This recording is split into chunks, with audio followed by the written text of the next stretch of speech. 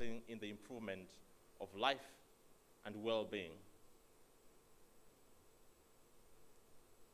So in other words, acceleration of digital transformation is about harnessing the power of the digital world to improve the well-being of our societies. If you look at the UNCTAD report of 2021 on digital economy, the report observes that the state of play in the data-driven digital economy is highly uneven, and countries need to do more to benefit from the digital economy, and hence the term acceleration.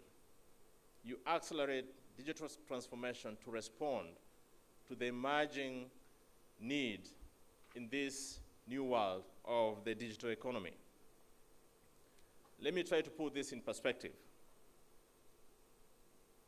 If you look at the data in existence today, as of 2021, the world average of mobile 3G penetration in terms of population was at 95%.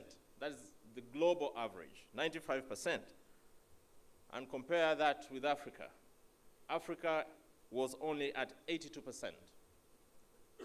So the whole world together is 95% average in terms of 3G access compared to 82% in Africa.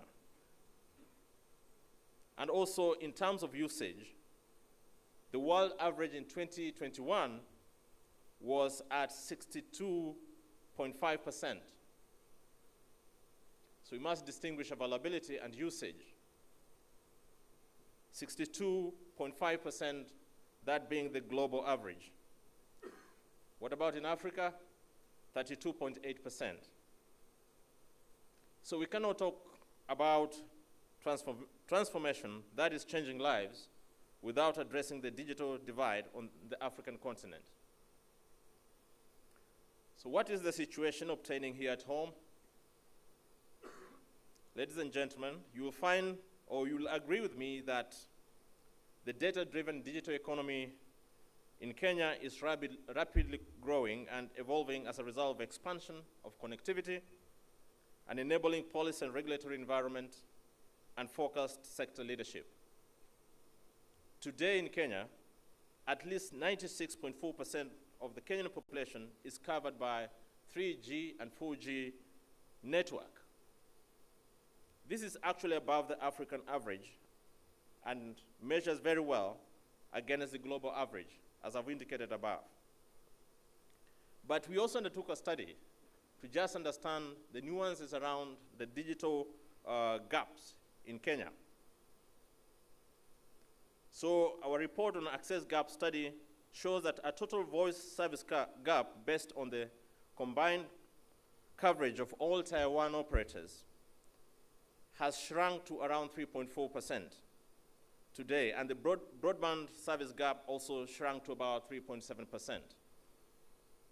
So the existence of this gap goes against the global access to ICT mantra of leaving no one behind, hence the importance of pursuing the zero-gap digital divide strategy to deliver affordable and accessible broadband connectivity for all. While we have commendable broadband penetration, the usage remains a major challenge. That is here at home. Our data of 2021 December basically tells us that the total number of mobile phone devices connected to mobile network for that period was 59.58 million, out of which 33.06 million were feature phones and 26.5 million smartphones. In terms of population penetration, this is talking about devices. 54.5% of penetration in terms of smart devices, while feature phones, we have only 67.9%. So what does this mean? It means whilst we have a significant number of smart devices across the country, The ones we use are limited, and the people using them are much fewer. So we've got more feature phones than smart devices.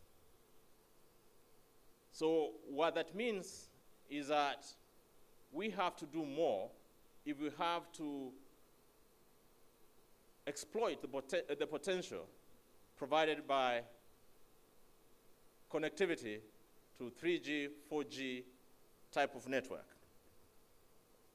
And to realize true digital transformation in the Kenyan context, ladies and gentlemen, I think we must continue addressing the digital divide exhibited by the state of ICT infrastructure, level of adoption and penetration of smart devices, availability and variety of digital content, and skill set for the development and use of digital tools.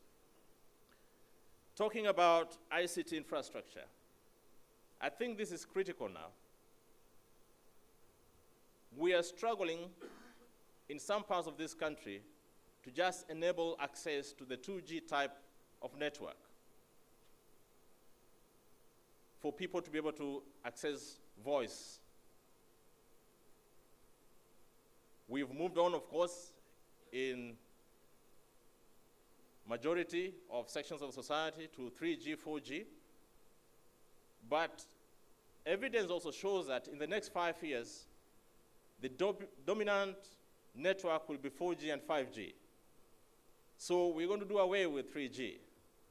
But from an infrastructure perspective, how are we prepared for these changes?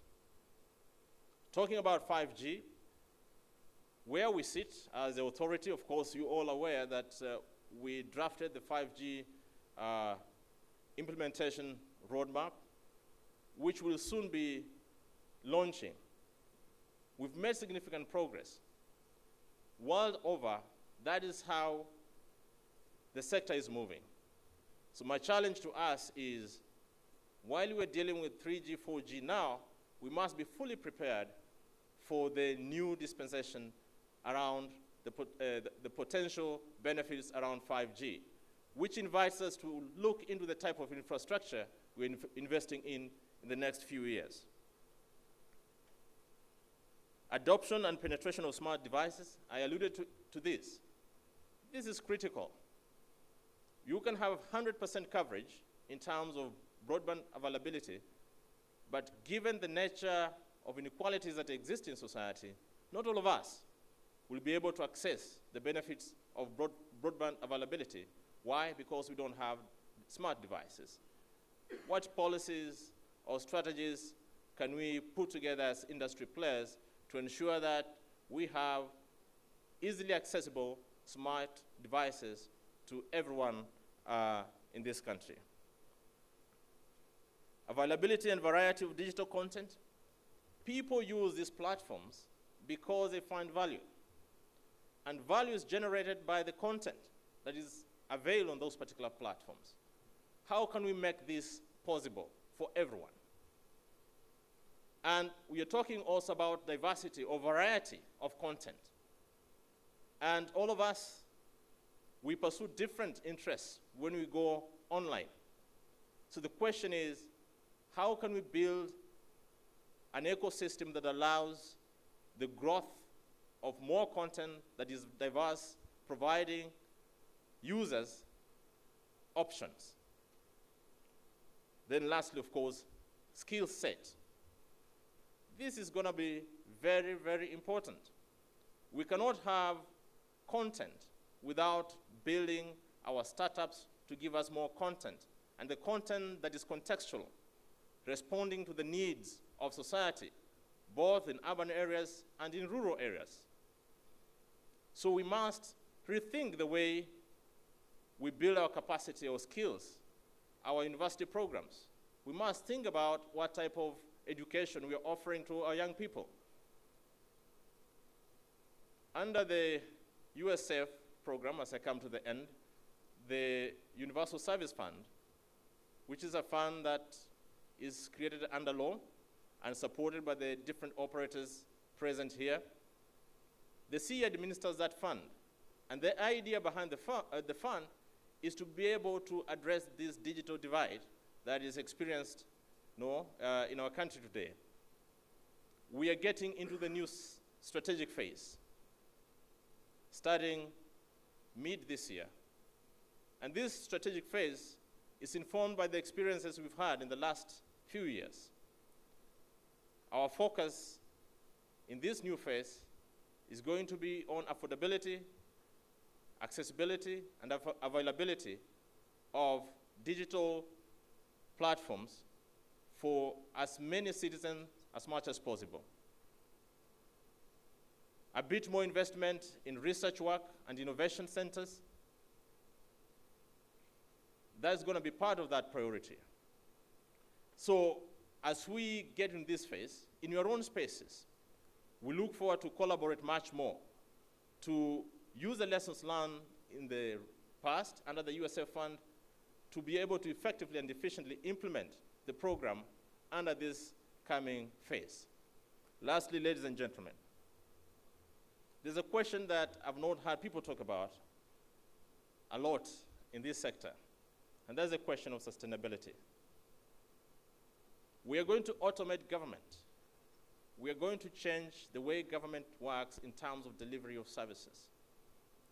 So the challenge I pose to my colleagues in government always is, how can we make sure that the delivery of ICT services is sustainable? Sustainable in terms of the service you're providing, sustainable in terms of the infrastructure you're deploying. And I come to this point partly because of the experience we had in the last cycle on one of the pilot programs under the Broadband for Schools.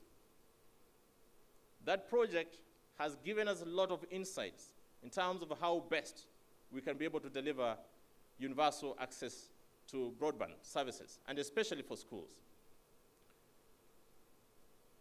One is that such projects are multi-stakeholder kind of projects. Different actors must come together to ensure that the investments they are making are for the long term. It means somebody must be willing to pay for the additional cost of making sure that the services are available over the long haul. And what I see being the challenge in this sector is that we deliver sometimes ICT projects as projects without paying attention to the question of sustainability. And that's one of the greatest lessons we've learned under this particular education program. Now we are going to scale it up in accordance with the master plan. It invites us to rethink that question of sustainability in terms of cost, ownership, and, of course, usage. So as we think about digital transformation, ladies and gentlemen, if there's anything we must learn, we must think through. One is that we still have that digital divide, and transformation should be the one helping us moving these people who are left behind to be part of the entire, the bigger fabric of our social well-being. And we must therefore focus on infrastructure, focus on devices, access to devices, focus on content, and a variety of it, and we must also focus on skill sets, reimagining how we deliver ICT services to our customers. Thank you very much, ladies and gentlemen.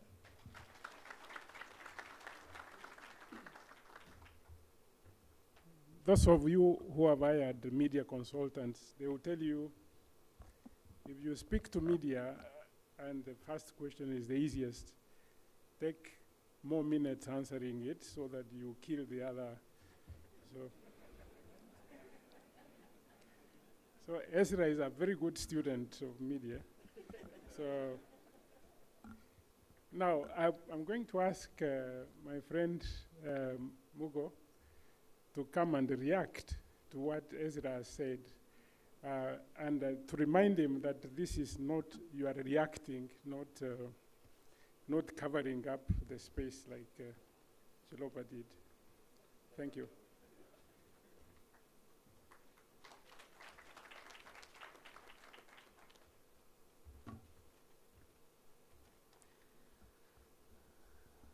You know, when Ezra started, it was in the morning, nights. Good afternoon.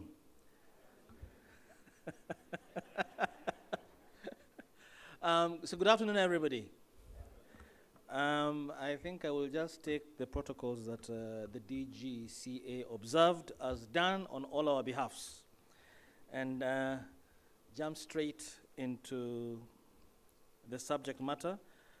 Then today and this morning I had a lot of speakers who were not able to transition from the notion of a permanent secretary to one of a principal secretary.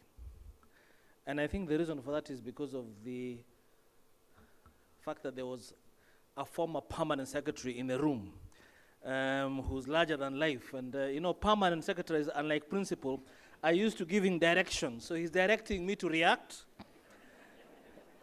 I mean, I had my own remarks to make, but the former permanent secretary, and we work together very well, has given me direction. And I mean, who am I? But to accept. But let me first say that I have to be very careful in reacting to my regulator. And as you all know, there's a very topical matter that we are dealing with him and my colleagues, the two other operators right now on this SIM card, SIM registration. And let me just say that on the SIM registration issue, it's critical that all of us adhere to it so that we can be able to reach out to that phone on April 16th, Good Friday, and be able to make calls. But accelerating digital transformation, that's the theme of this conference. And I think a lot of what the DG covered, statistics, you all have the statistics, you know. 28% of Africa covered by 4G, quite a bit of the continent. Kenya specifically has tremendous broadband coverage, but the actual utilization is very low of data. And that is when we say data, I had to just make it clear. You know, we have a data protection commissioner, and that data and broadband, sometimes, you know, we interchange. We use data very loosely, right? When we mean broadband, and we refer to it as data.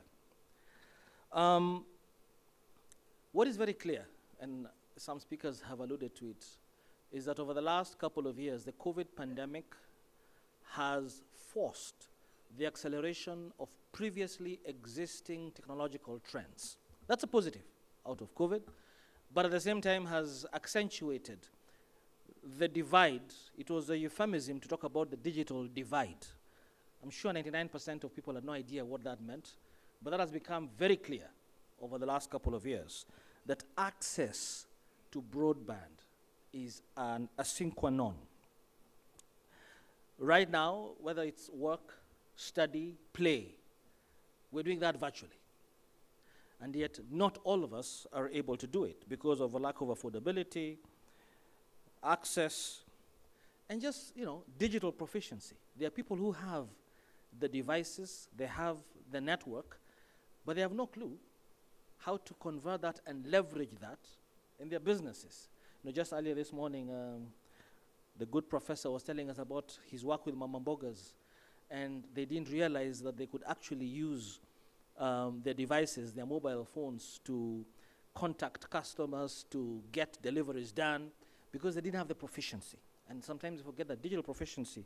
Some of our children, many of you, are digital natives, you know, unlike some of us who were born in the analog world and have had a tough time converting into this new world.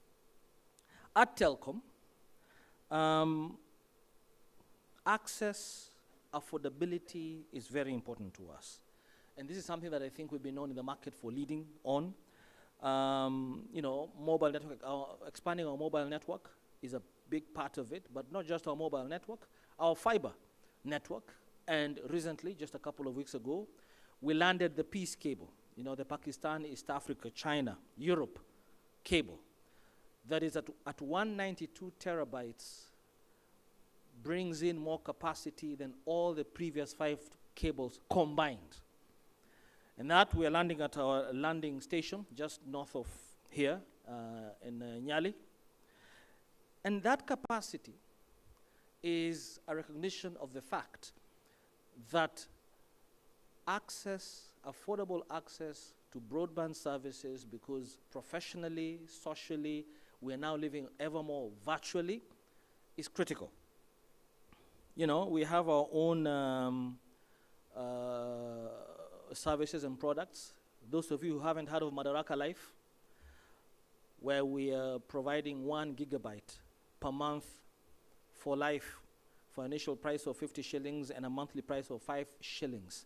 And the idea of that is to make sure that we have as many people as possible having access to the virtual world in which a lot is happening, and we cannot afford to have the big part of our population, of our fellow citizens, not being a part of that virtual world because they cannot afford or they have no access to broadband. And so this is why it is important that we have products such as that, or devices such as this, which, you know, most of you probably don't remember holding a device like this because you're all on your big gadget gizmos. And I've got my good friends here from the various vendors who have got smartphones, but the ability to be able to have a device like this, where you can go onto YouTube, you can tether, you can browse, you can be on WhatsApp. Right now we have this on offer for 1,500 shillings, but it's difficult to have it at that kind of a price unless, and this is when I'm coming to Dr. Ndemo, who's just stood up to give me the hook. I'm just getting where he was going to say. Unless, of course, the issues, this is what he wanted me to say, the issues affecting our ability to offer access properly are such items as the cost of spectrum. So yes, when a DG we're going into 5G, I hope that you'll make that accessible to us at reasonable prices so that we can be able to subsidize these devices smartly for most Kenyans. Taxation, taxation philosophy around the ICT industry. We need to go back to the drawing book and think it through in a smarter way. We cannot tax the digital world just by supplanting analog world policies and philosophy. And finally, infrastructure security, where many of you I know, especially, you know, have made calls to either the operators about network outages. A lot of times what you don't know is that these outages are being caused by the great road networks you're all celebrating. And I do too. As Vision 2030, I mean, that used to be my big thing. But we have a lot of fiber cuts. They happen on a daily basis, you know, and each time this happens and there's a network outage, I think it's important for policymakers, for lawmakers, to make sure that this infrastructure is categorized as critical national security infrastructure, because it could be some telemedicine person, you know, there could be an operation going on, and that outage happens and someone dies. You know, we haven't yet internalized the importance of that. So this, amongst many other things, are some of the issues I hope that conferences such as this will help us discuss and address and jointly find solutions. Otherwise, I want to congratulate ICTA and the DG, the acting DG ICTA, for a great conference. I'm happy to be back here after many years. I was there at the beginning with Professor Ndemo, the then permanent secretary. Sir?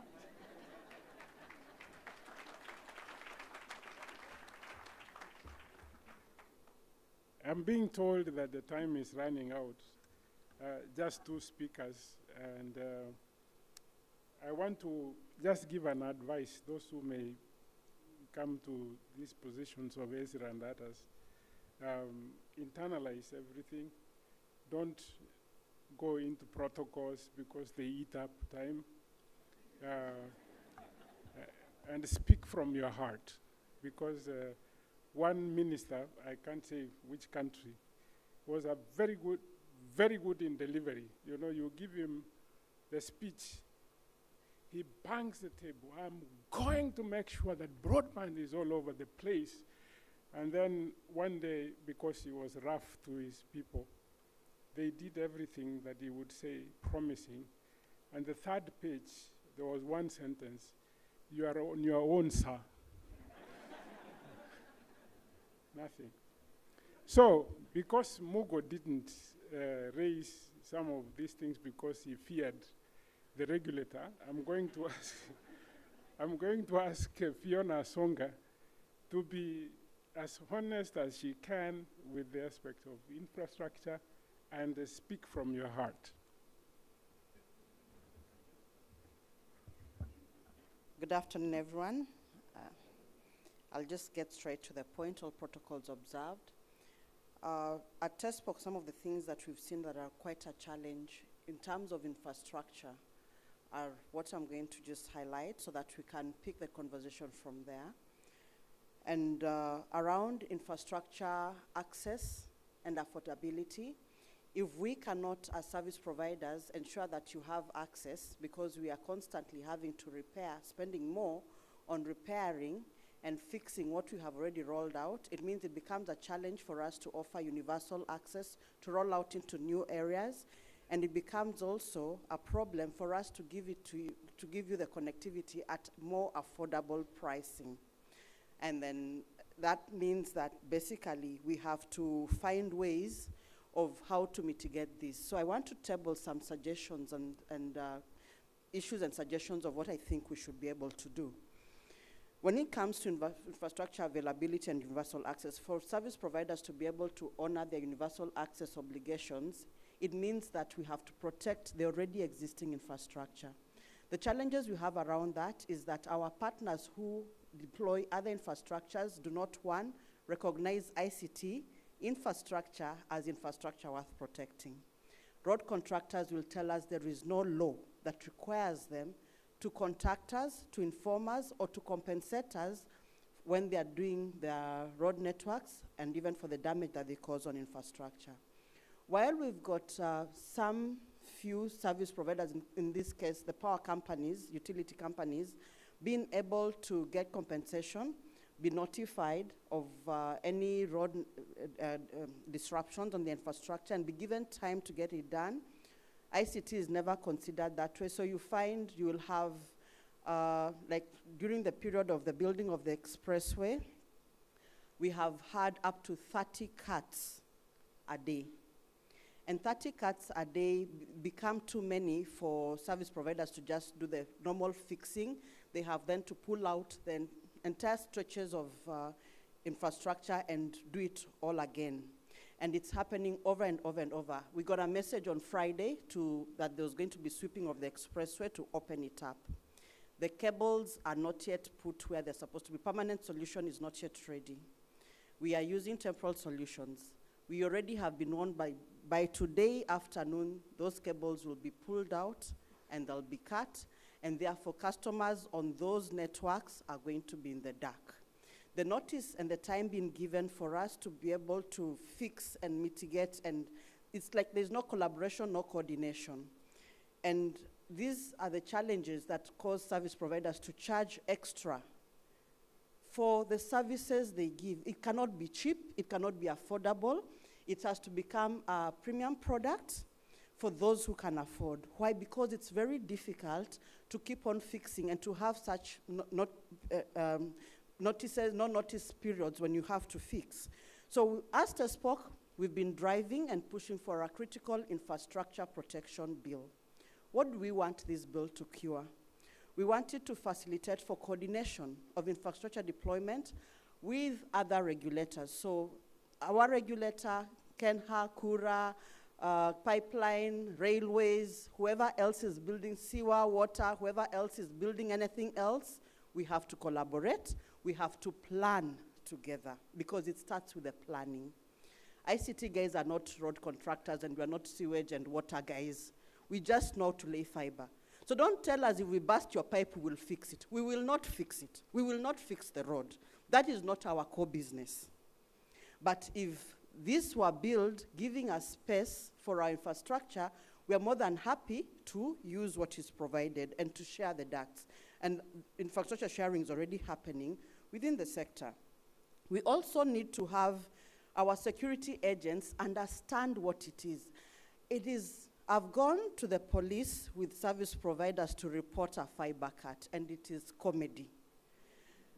And not comedy because you intended it to be comedy, but because the level of awareness, other police force, and through the entire legal system is so low that it cannot facilitate even prosecution on the already existing acts. And one thing that we're trying to do as TESPOC is to coordinate with the National Cybercrime Coordinations Committee to ensure that we put in place a process within the judiciary that can help us ensure that prosecution happens. Because it's pointless for us to have laws that we cannot implement and laws that do not seem to make sense and to the police officers who are supposed to be the enforcers. So we hope that that will be able to help us. The other thing we need to address is the whole issue of coordination at the county level and at the national level. ICT is not a devolved function. County governments need to stop addressing ICT as a devolved function. ICT operators already pay licensing fee to the regulator at the national level. And that means that they cannot come to the counties, and in addition to paying for access to lay infrastructure, you want them to have a license to operate. The license they hold is a national license. And we need the county governments to be appreciative of this and to be able to cooperate and collaborate with us on the same. And that also applies to the county roads. We've had counties where for 9 months last year, there's a county that denied access for repair and maintenance work to all service providers. That puts everybody in that county at risk. It puts all the e-commerce services at risk, all the banks, everybody who's using anything ICT. And it took a lot of negotiations for us to be able to get to a point where, okay, fine, now access is being given, but it has to be a process where we as TESPOC have had to step in to be able to facilitate and to make sure we are checking and saying, yes, they have infrastructure in these locations. Hiyo kazi mingi, lazima tutafute njia ya kupunguza so that we are able to work better.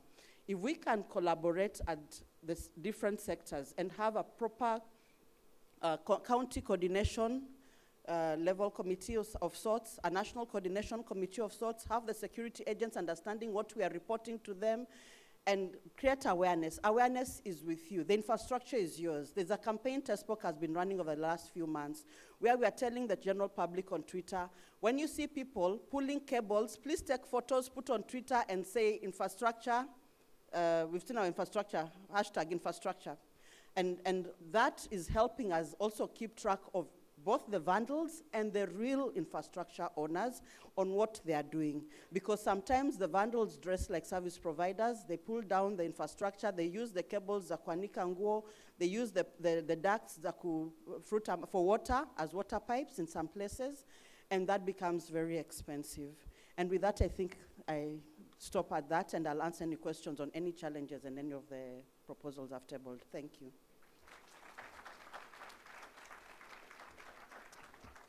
See what democracy brings.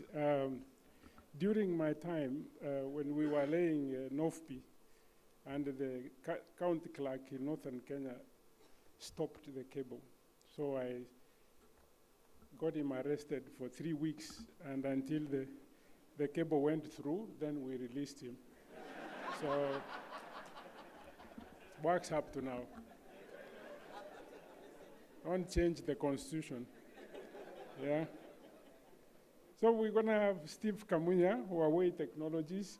My strategy is that I want to get rid of the infrastructure side and then the application to see how it's happening. So Kamunya, if you please, less than 2 minutes because we're going to be kicked out. Yes, thank you very much. I'll take it up from the side of emerging technologies and connectivity.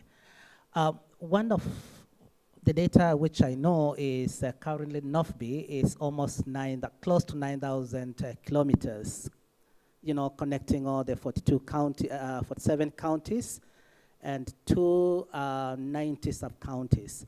But which is a good and a strong infrastructure to accelerate connectivity, But we still have a long way to make sure that this infrastructure goes to the world because we still have a huge gap.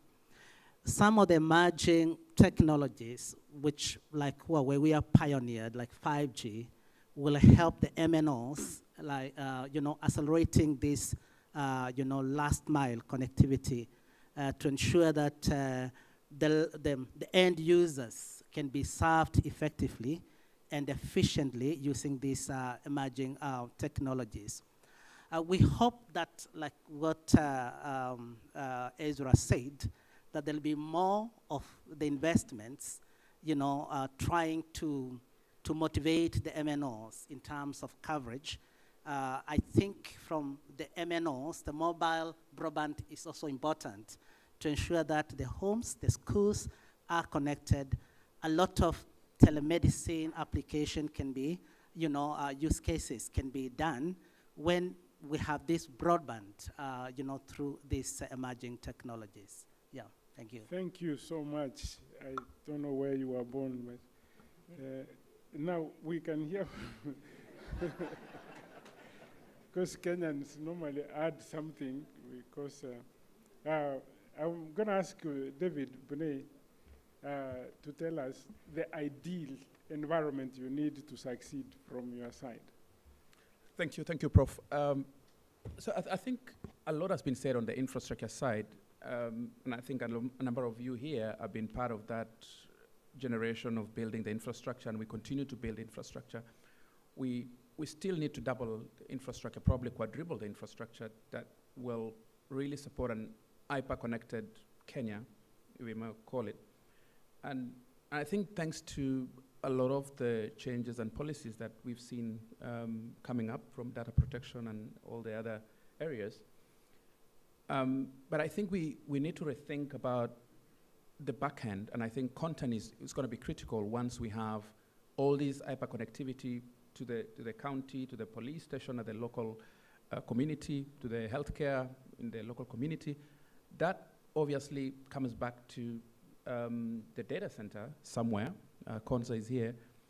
And we do believe that we need to re-engineer the processes also in government, not only to just digitize the applications or the systems that exist today, some of the manual processes, but we need to rethink that entire space. How do we change how we interconnect with our counterparts in government? For example, whether it's KRA or NTSA or the Ports Authority, or all the essential government services that we offer in this country from an application perspective. And that is critical for us to think through it, rather than just digitizing and the manual processes. The second piece is, how do you unify that to ensure that citizens have a seamless experience? We know today, a lot of us here, we've got private emails, we've got private sites that we visit, and each of that time you're actually using probably a different password. What we need is to try to federate that and ensure that there is perhaps a very seamless experience for citizens in this country to access applications, government applications.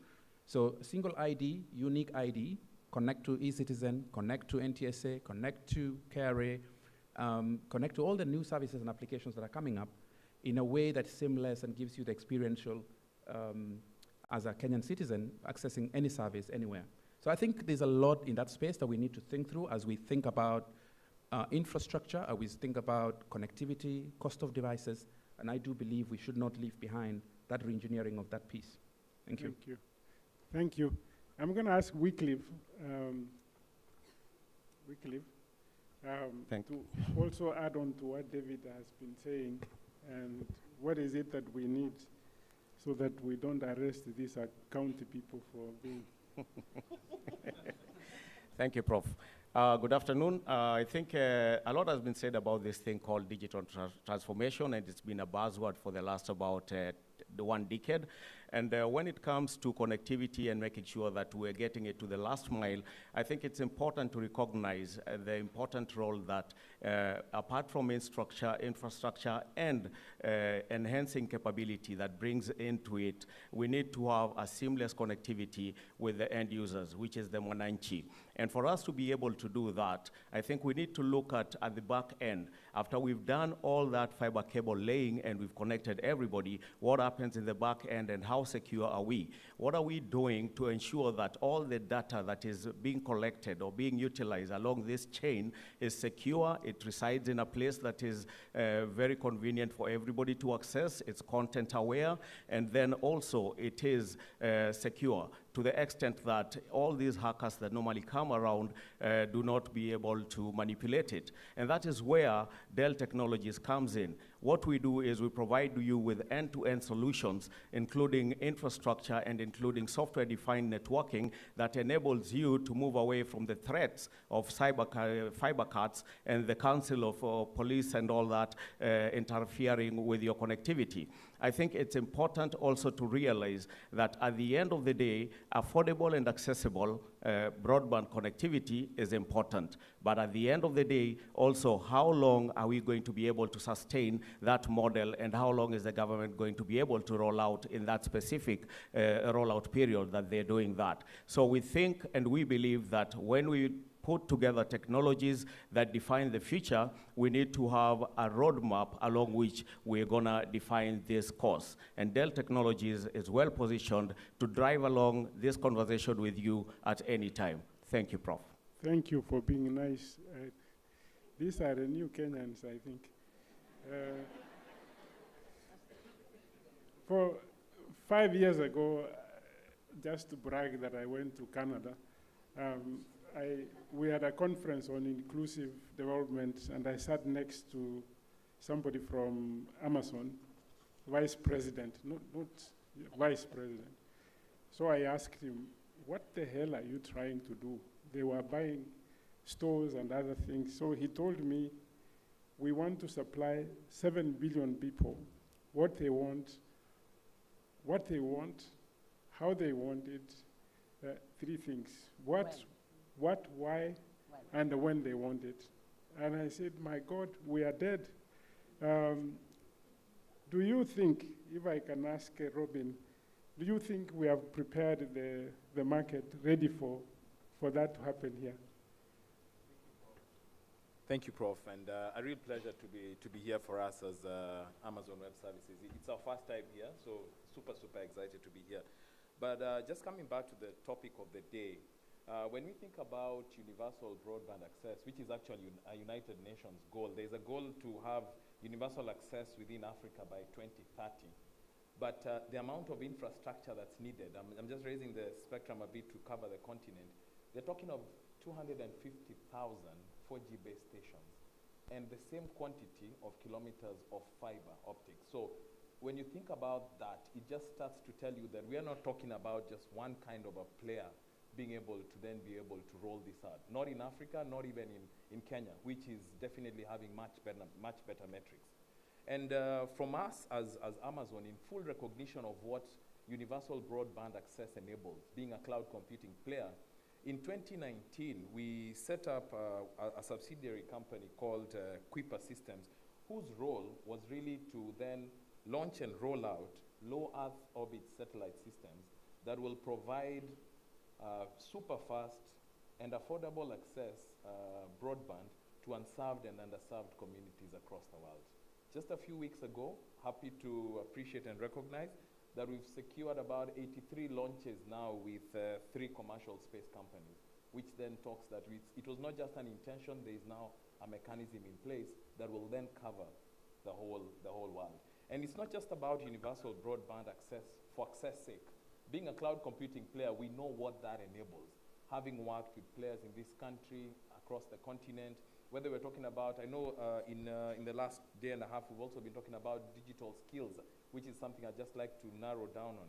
We've seen the impact of that on our youth, where we are able to roll out campaigns. We just launched something a year ago with the Ministry of ICT through Ajira, and we are now in the 4th cohort of that, and we are seeing ability to cover populations across the country because of access, because these were rolled out during the COVID era. And so for us, we are excited. We look forward to the ability to complement what the other players in the sector are continuing to do. I think Liquid and Telecom who are here, listen to him carefully. He's going to finish you from the sky. The latency, the latency for low orbit has just dropped almost like fiber. So be careful, Mugo. We are in big trouble. So let me ask whether we have sufficient capability for security. Abdu, can we be able to protect these people from all this investment, that stuff? Thank you, Professor. Let me just say, yes, you can actually protect people from Amazon getting them from the sky. So I think when you talk about security, once you get infrastructure, once you get connectivity, ultimately what is the goal? Well, the goal is service delivery. Ultimately is service delivery. And the most important thing for service delivery is the availability of the service itself in the first place. If the service is not available, when everything convergence, pun intended, when everything converges in the data center, the question is, can we keep it? Can we keep it from the wrong hands? The biggest threat now to any economy is cyber threat, and I say that with absolute confidence. And to give an example, the nations that have developed from a digital perspective, I think we can confidently say the West, the US. But what is the most important topic today in the White House? Ransomware, cyber attacks. And two factors accelerated that discussion. The pandemic, where the traditional security, maybe traditional, not yet, but doesn't work, where you trust everything inside, but you don't trust everything outside, where you create perimeter security and firewalls. That is not sustainable anymore. You don't, the work from home, work from anywhere, where data sources are everywhere, including in Amazon, has taken the traditional roadmaps of security and put it in the dustbin. There's been a buzzword called ZTA, or Zero Trust Architecture. It's no longer a buzzword. It is actually, about 6 weeks ago, the United States Biden administration put together an executive requirement for the federal government and working with the Federal Reserve to make sure all the banks and all the governments in the US put together a zero trust architecture framework and have it implemented in 24 months. The reason? The two factors. The war in Ukraine. That is exactly what everybody's talking about. The data sources are everywhere. A good example is if you use perimeter security as an example in your house, anybody out of the gate, there's a security guard at the gate, you trust everything inside. That was fine, but that's no longer the case. Now even your chimney becomes a threat. You just take a cloud out, the chimneys take the smoke out to the cloud, but now you can get dark clouds from the sky. So you need to protect yourself from every corner. And another example is the cyber warfare. I would like to give an example of one of our top cyber defense team members. He has a crooked finger. He's not from northern Kenya. So he has a crooked finger, and he told me he tried to join the cadet a few years ago. And because he has a crooked, he had a soccer accident when he was young, so his finger stayed crooked. All the factors were okay, but he was let go because of the. But if I can tell you what that crooked finger does to the keyboard, Professor, it's amazing. So, and he doesn't need to fight in the actual jungle. The cyber jungle is the actual real threat. So what can we do as a nation to improve our defensive posture? And if we can get all our authorities to talk together, if we can reform how recruitment happens, and we create a different policy for recruiting young talent, sharp talent, even if they have a crooked finger. Thank you. Thank you so much. You realized I left Daktari out. It is up to you now whether we bring Ezra here to respond or you say something to defend him. What do you want? Thank you, Professor. I was getting worried when my colleague was talking here about the security environment because of the cyberspace. I normally tell the young people, please, when it comes to cybersecurity, it's a very rare field, and they need to be part of the problem and part of the solution. You cannot wait in the server room, waiting only to detect, protect, and control. you have to go to the space and be part of the problem and part of the solution. But let me make some few remarks. 3. 1, infrastructure. I've heard about it. I agree with my colleagues here. But when you look at the whole issue of infrastructure, there is need for collaboration. We have a number of agencies and even government companies are rolling out infrastructure across the country. What I'm asking is, can we harmonize? Can we work together? There is no business ICT authority or government building an infrastructure, going to an area where we have another agency who has done it. We need to harmonize to reduce on cost. The other part of infrastructure which I want to talk about is the integration of the infrastructure. When you look at the two critical roads and ICT, they go together. Many a time when we are building this infrastructure, especially the laying down the fiber, in a road corridor, we find that the road contractors come and destroy.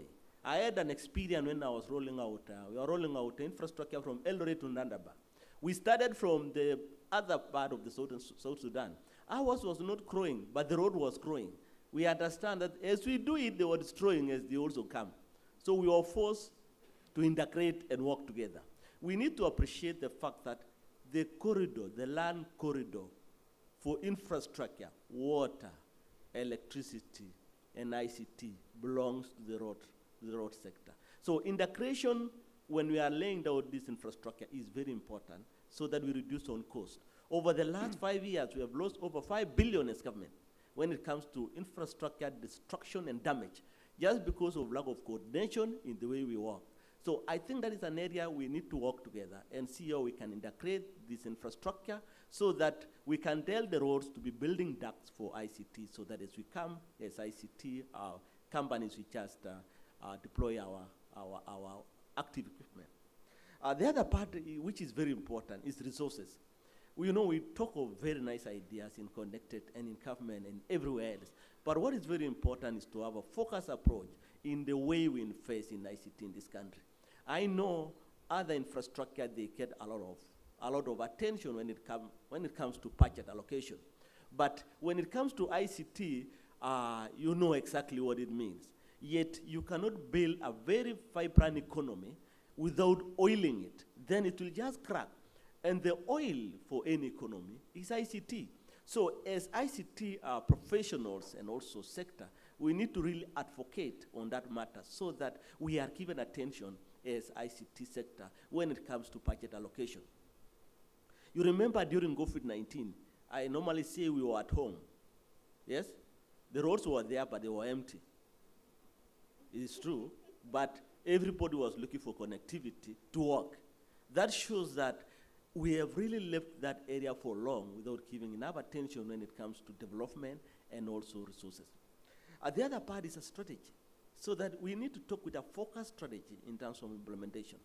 And I'm looking at it, for example, we have talked about rural electrification. Very nice. We are able to reach our customers in the rural areas. The rural people are able to participate because there is power in the rural areas. We have also talked about road infrastructure, rural roads. Yes, we are able to reach the common customer, our citizen in the rural area. But we have never, ever talked about rural digitization. Do we have a strategy to make sure that as we deploy this cable, I heard about telecom. We learned last week, 192 terabyte of this cable.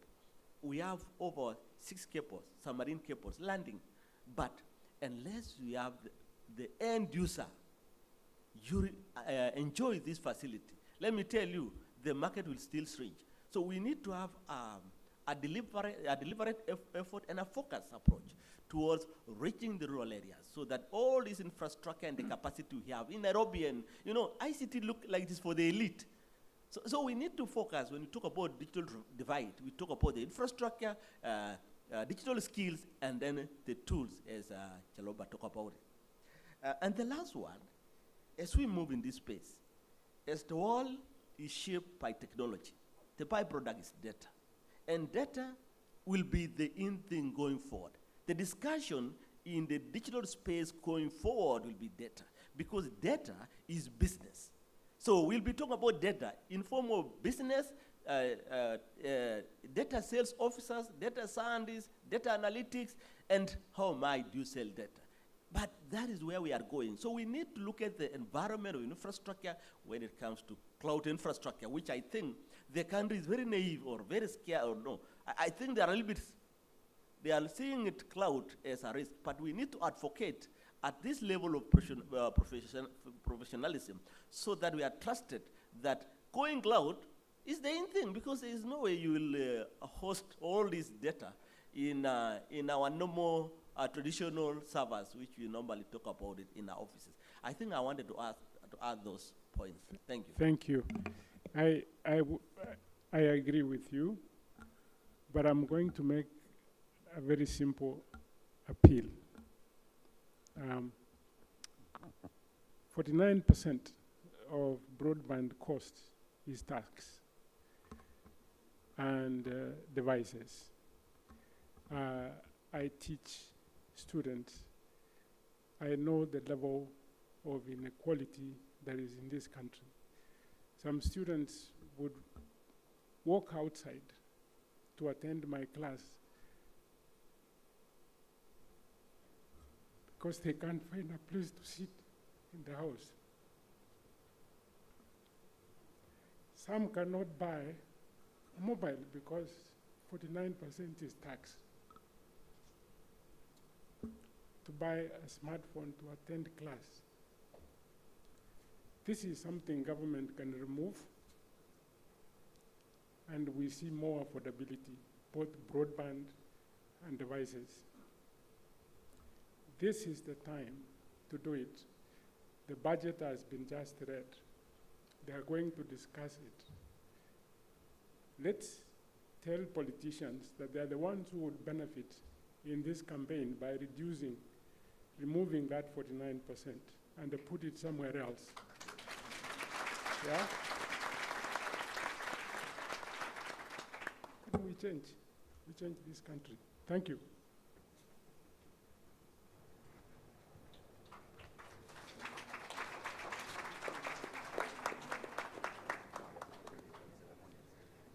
That's that moment where you're looking for the connection. The panelists are looking for the moderator to say, are we done? The moderator has left them, so I shall come and connect this at this particular point in time. Another round of applause for them, tafadhali. Quite an interesting discussion that took place right here, and of course the comments do continue online as well. You can be part of the conversation, hashtag Connected Summit 2022 to get that in. We've come to the end of this particular session, but quick briefing even as we go into our break for the dignitaries in the room. As we get outside, there's an exhibition stand with lots for you to see. So once you're out, you're being asked to take your left, go to the back, see what has been put in store for you this particular event. So all the dignitaries, please, you can go to that particular side. The rest of us will go and have lunch. But before we start stepping out of the room, just a quick layout of what will happen after the room. Right here, once you're back from lunch, we'll have the emerging and smart technologies discussion taking place in this room. This is the Dr. Meister room, so that will be happening here as well. Also in this room, we'll have the open data and data protection conversation happening in this particular room. ICT as an economic accelerator and technology in learning conversations will take place in the Jumuika room, which is next to this one. So if you're interested in ICT as an economic accelerator or technology in learning, that's happening in Jumuika, which is next to this particular room. Now for the amazing work that they've done as speakers, as panelists, for those who have been grilled, like our DG from CA and Mogo Kibati as well, we'll give them a token of appreciation for their insights before we break for lunch. I'll ask for members of the board from the ICT authority to come on up as they hand out those particular gifts. Ushers as well. Are the ushers present? The ushers can bring the gift hampers to the front as we do that.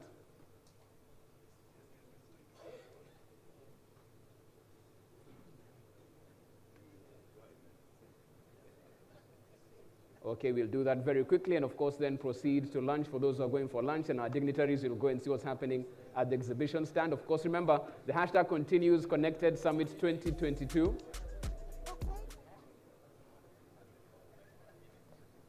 Okay, there we have it right in there. Our photographers are ready. We'll go through this very quickly.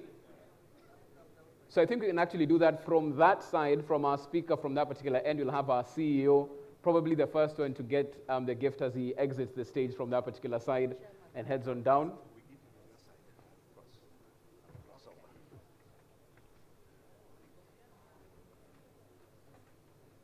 Because our chair will be handing out these particular gifts.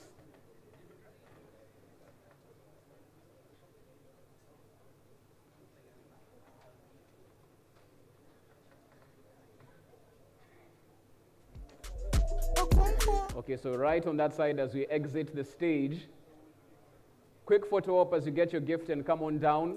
Members of the board are the ones who are presenting these gifts.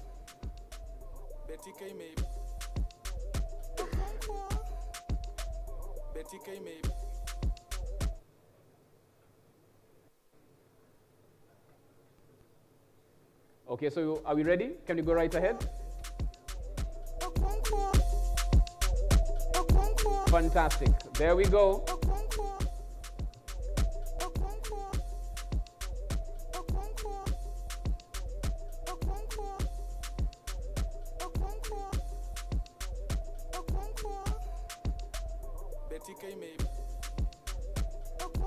And then you smile for the camera. Absolutely, good stuff. It's not a gift if you're not smiling. So yes, let's do that as we move it right along.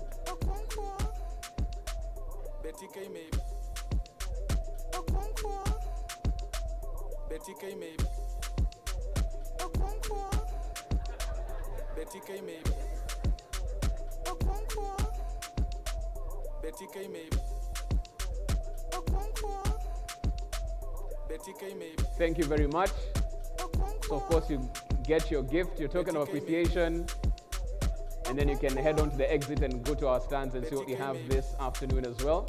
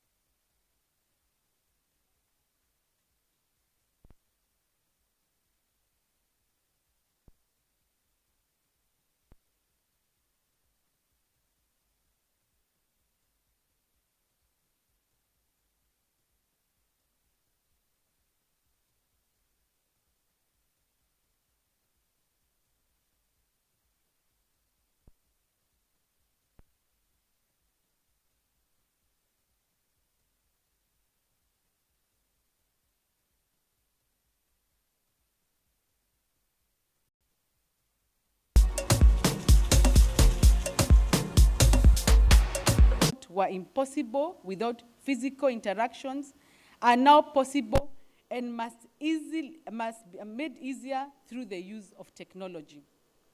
The advancement in technology cannot be gainsaid, and at the heart of this is the use of data to spur innovation and economic growth. Data provides essential basis to understand the practicability of the development process, the interaction and feedback between different systems, and the factors that should shape decision making. For example, as a government, how do you know if a humanitarian intervention or strategy is working if you do not have statistics on how people are affected? As an investor, how do you know if a school or a clinic is a better investment if you have no base information with which to estimate or track their impact? Data has come to exist as a fruit concept in social, political, technology, and corporate settings. This is the sense in which we talk about data as the new oil, or the data bulge, or living in the age of data. Ladies and gentlemen, data has become one of the most valuable resources in today's world. Data is a fabric on which our global ecosystem relies on to function. Our technological enrichment devices and lifestyle depends on the fast and reliable transference of data. The collection and the use of personal data for purposes of making key strategic decisions that consequently play a key role in driving strong and suitable economic development cannot be underestimated. It is against this background that the Office of the Data Protection Commissioner was established in 2020 to operationalize the Data Protection Act 2019, whose objective and purpose is to regulate the process of personal data. Ladies and gentlemen, what does this mean? That any organization collecting and processing personal data must adhere to the provisions of Data Protection Act. The office has further developed 3 sets of regulations, which include the Data Protection General Regulations 2021, Data Protection Compliance Handling Enforcement Regulation 2021, which came into effect on 17th of February 2022, and the Data Protection Registration of Data Controllers and Processors Regulations 2021, which will commence on the 14th of July 2022. With the advancement in technology and innovation, policymakers and economic development officers now have access to tools that allow them to collect and analyze personal data to make sure that the growth is applied for purposes of intended and taking into account rights of the individuals, and at the same time support an economic development that is ethical and workable. Given the important role that data plays in the decision making, it goes without saying there is an inherent ethical obligation that everyone who relies on personal data in decision making must comply with. Q, data protection. The role of implementation of data protection lies with both public and private institutions that rely on data protection to make decisions. For instance, businesses can use personal data to acquire insights about its customer behavior and preference to better inform the services and products offered to them, leading to an ambiguous good social outcome such as traffic flows, increased safety, and ease access to services. However, the same exchange or reliance on personal data can be unpleasant and unexpected outcome to a customer. For instance, it can have an impact of highlighting places and time in which vulnerable people find themselves alone and isolated, facilitating both stalkers and attacks. As such, the need for both private and public institutions to adopt data governance measures, which form the evaluation of what consists as the right or wrong action in relation to data handling. Data protection, which speaks to data ethics, is ever present in parts of all designs and selection decision and practice around data handling. Crucial data ethics is not just a conversation happening on the sidelines, but rather underpins many actions that in the course of such work, even where action may be to do nothing. A key concern of the data protection is the open-endedness of data use. This is to say that it might always not be possible to say ahead of the time on how data will be used and what the intended consequences will be. This is where the implementation of the data protection will come in. Public and private institutions will be expected to adopt standards set out in the regulatory framework, both in the Act and the regulation, to ensure that they provide spaces to consider possible implications from the variety of viewpoints and ensure the potential concerns are explicitly acknowledged and taken into account in the development and adoption of technology focusing on social intervention. As I conclude, ladies and gentlemen, entities will have the responsibility of discussing ethical consideration across many different situations in relation to data, personal data. We, as the regulator, hope that we will enhance the awareness that ethics is not a one-off or separate kind of concern. We recognize that data ethics contributes significantly to the effectiveness and positive implication of data solution. Ladies and gentlemen, we have to appreciate that life can only be understood backwards, but it must be lived forward. Therefore, Connected Summit gives us an opportunity to reflect on our past as well as plan for a future in the era of data protection. To my fellow participants, let us use this opportunity to reflect on what needs to be done to make sure that we improve the ecosystem of data protection amongst us. Asanteni sana.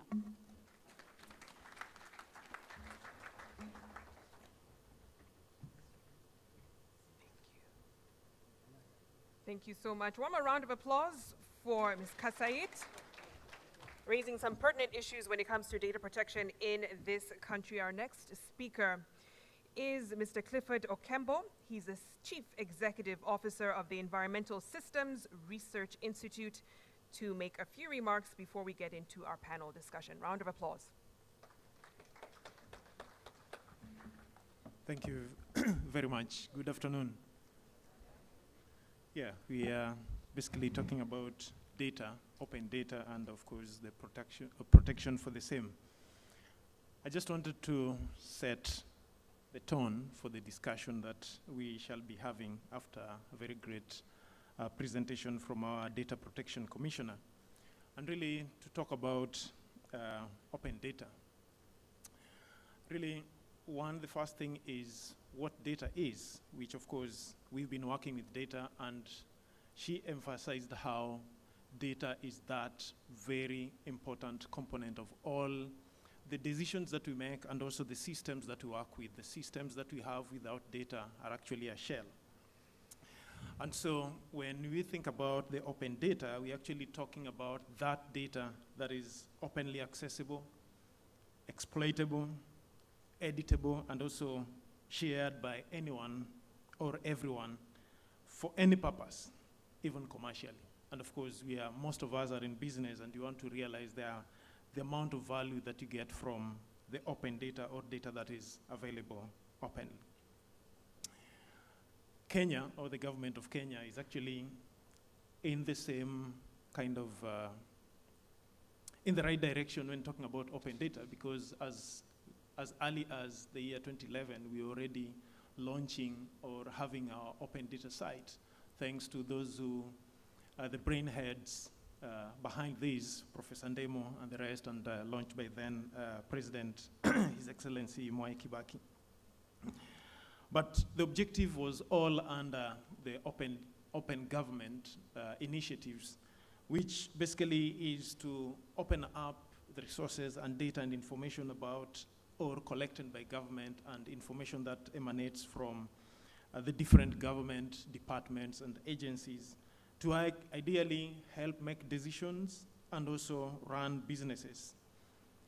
Open governance or open government is basically based on innovation or innovative and sustainable public policies and practices that inspired by the principles of transparency, accountability, and participation that we all collaborate in.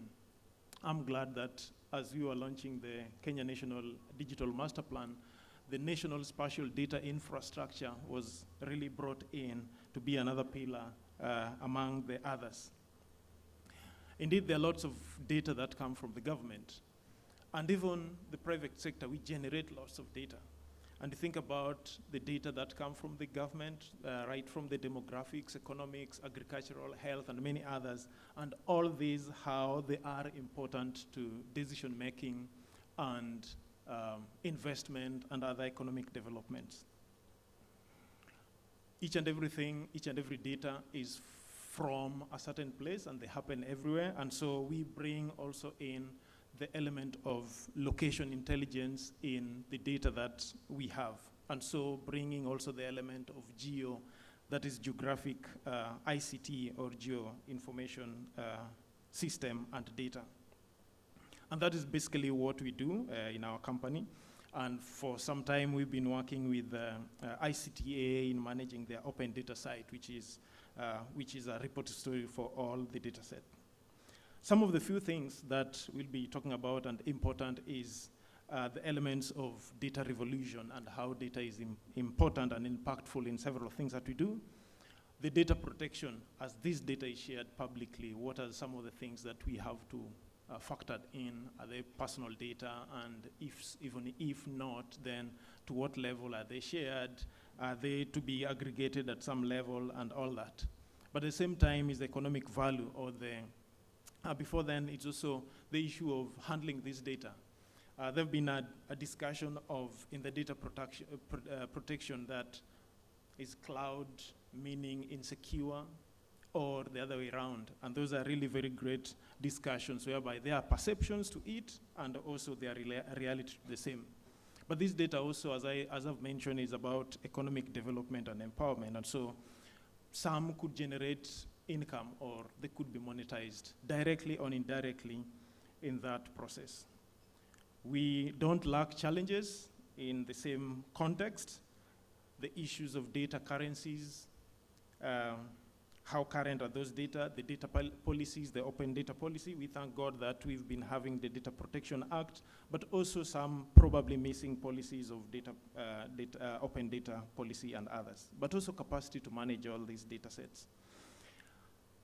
We also still need standards and metadata to enable the data sharing in the open data space. These are many other things that I believe that the panelists will be talking about, and we shall be discussing this afternoon as we combine or balance both the open data, but also bringing in the protection for the same.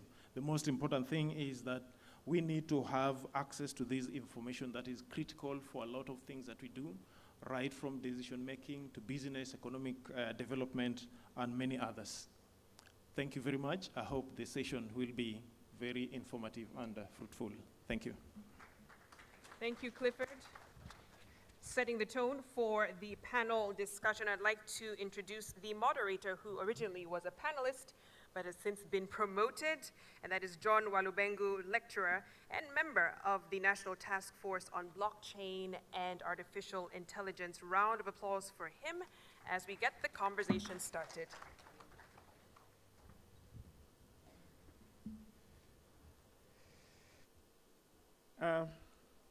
Good afternoon. Thank you, Rubadiri, for the invitation and introduction. My name is Walubengo. I'm sure most of you are familiar with me. I'm here to do the moderating part of this session. The Data Commissioner started off with her keynote speech, and she highlighted some things that our panelists will be engaging on. But I took some points that I thought that needed to be sort of repeated, that we already now have the regulation. Of course, we had the Act almost 3 years ago, but now we have the regulation in place, and if you're a data controller in the private or public sector, there's a regulation on, registering, I believe by July 14th. So as enterprises or as organizations, both in the public and the private sector, there's a key date to keep in mind. There's also a regulation on complaints, which means that if some of the Kenyan citizens are not happy with the way you're handling their personal data, they now have an opportunity to directly launch complaints with the Data Commissioner's Office. Then there are the general regulations that speak to the principles of data protection, the rights of your citizens. She also mentioned something interesting that we've been discussing more in the AI space, ethics with the data. So there is only so much that legislation can do, beyond which now you have to think ethically. And I think that is a good point going forward. Then Clifford here also brought us into now the open data discussion. I don't know if Ndemo is still around. That used to be his pet project when he was in the ministry. Open data, where you sort of volunteer data so that other people, other than yourself, can sort of leverage on that data, make better sense out of it beyond what you probably would have made. And this is a project that started within government. I know it hasn't gained traction, but it is something worth pursuing. How do we avail the data sets that public sector is collecting to our innovators so that they can go there and create some innovation around and insights that can then monetize that particular data. And Clifford with the geomaps, we know that the geomapping data sets tend to be public, so that any innovator can integrate those data sets in whatever solutions they're building. And so the public sector should also consider open data as a way of unleashing the power of data to our innovators. But beyond the public, I believe also the private sector, and Safaricom is here, they do have a lot of data that could also be open. If you think about traffic jams in Nairobi, in the morning, if I'm seated in Safaricom server room, I could be able to actually see the jam if I so wished, based on the signals I'm getting from the citizens of Kenya as they go to work. So there's such metadata that is in the hands of private sector. Of course, they can privately monetize that, or if we have a governance framework, and I think the Data Commissioner also talked about data governance. Is there a way in which both public and private sector could share that metadata for the good of the public? So those are some of the issues I picked, but now to introduce my panelists to go deeper into each of them, and I'll give them just to start us off. We have Chris Chris Mukua. Clifford, I know we're through with you, so we'll deal with the panelists, starting with Chris Mukua, who is the lead cloud infrastructure from Oracle. Then next to him is Andrew Masila, who is the lead innovation and R&D from Safaricom. And next to him is the CEO of Kenya National Chamber of Commerce, that's Samuel Matonda. And last but not least, on the far left is Joseph Mathenges, the COO for Seriano. So I'll give each of the panelists just 2-3 minutes to react to the commissioner's speech and then give us some insights about what they think they're experiencing within the data sector. Over to you, Chris. Thank you. Thank you, Olubengo. Good afternoon, everyone. So my first reflection is on the speech by the Data Protection Commissioner, Madam Immaculate Kasait. So number one is to just congratulate Madam Kasait for, the number of new acts that are coming through that you've made reference to, some that are coming to be operationalized as well. We were also discussing as a panel earlier on that we expect this will generate a lot of interest because people know about data protection as a word, but in terms of digging down into the details, it's useful to also just crystallize what the acts say. So number one is just to say we are seeing all this. It's good that you're sharing all these acts that are coming. From the private sector, in our work with customers in the market, besides personal data, there's also what is corporate data. So my first reflection is that in the new acts that are coming in, that there also can be guidelines that will help the participants in the market in how we guide our customers who happen to be government and other private sector entities as well. And when I speak of this is an organization like Oracle, of course, we are synonymous with data. Our DNA is about data, and a lot of you in this room are customers of ours. About what we do with a lot of guidelines we give to our customers is, helping customers with a data strategy. So a data strategy that helps to reduce costs, reduce risk, accelerate innovation, and also productive insights out of your data. So when we advise our customers around their data strategies, so it'd be good to just get that awareness of how far can we advise our customers as far as the corporate data especially, because that tends to form a large part of our customer set. And why I ask this is there's a lot of innovation that's coming in globally.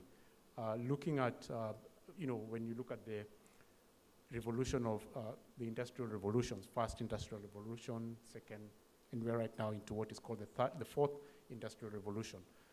And data or data-led decisions is a large part of the inventions within the fourth industrial revolution. And the factors of production, as there were in the previous industrial revolutions where it was owning land, owning machinery, owning new innovations like the steam engine or electricity, data is a huge part of a factor of production. So where this data is located is almost becoming, is borderless really. So part of the direction we advise our customers is with developments, for example, cloud computing. You can still achieve your data strategy of reducing your cost, reducing your risk, accelerating innovation, productive insights, hosting this on cloud. So one of the reflections would be out of the acts that are coming up that there can be a coexistence where a lot of our corporate customers who are looking at reducing costs but maintaining agility, that they can be allowed to host this corporate data in our public clouds. I'll speak for a player like ourselves. We have a lot of global data centers. We also recently launched a data center in South Africa.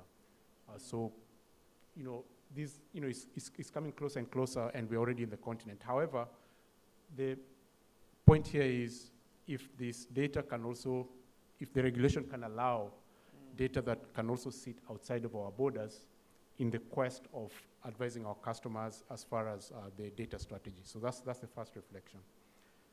Coming to open data, and I like what Clifford shared, as far as data and public and private sector partnering in providing data that provides insights. So Chris, 1 minute.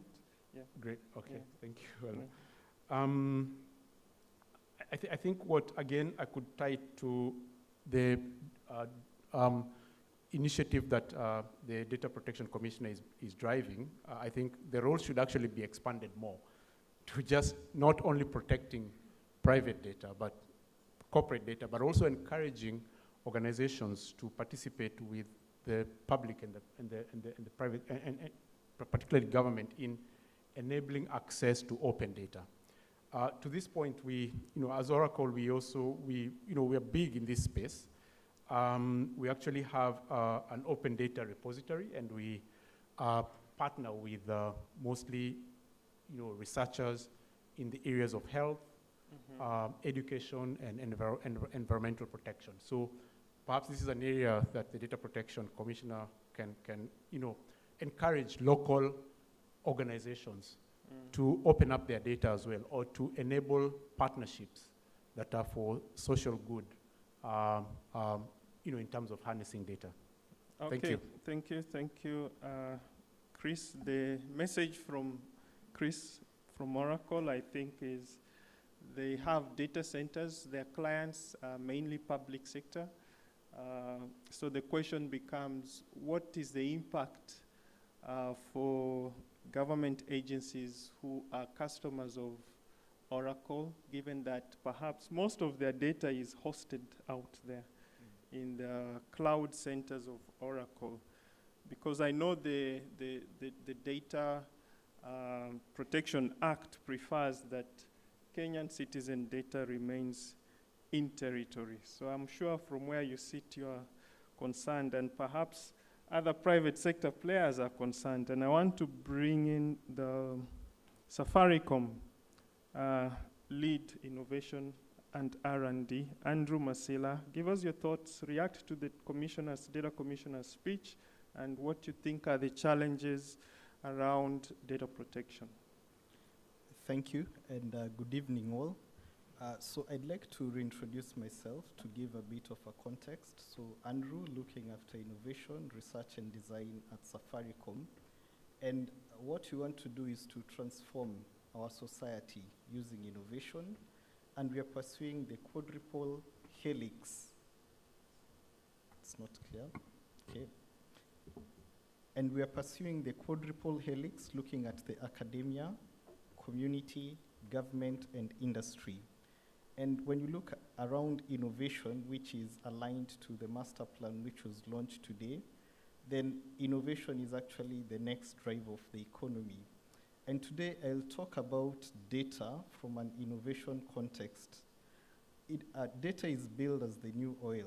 So from an innovation concept, then we are looking at how do you change the oil? How frequently do you need to change this oil that is data? How do you ensure the engine effectively runs? Do you select oil for 5 kilometers or 10 kilometers? So really looking at data as the opportunity, as the key driver.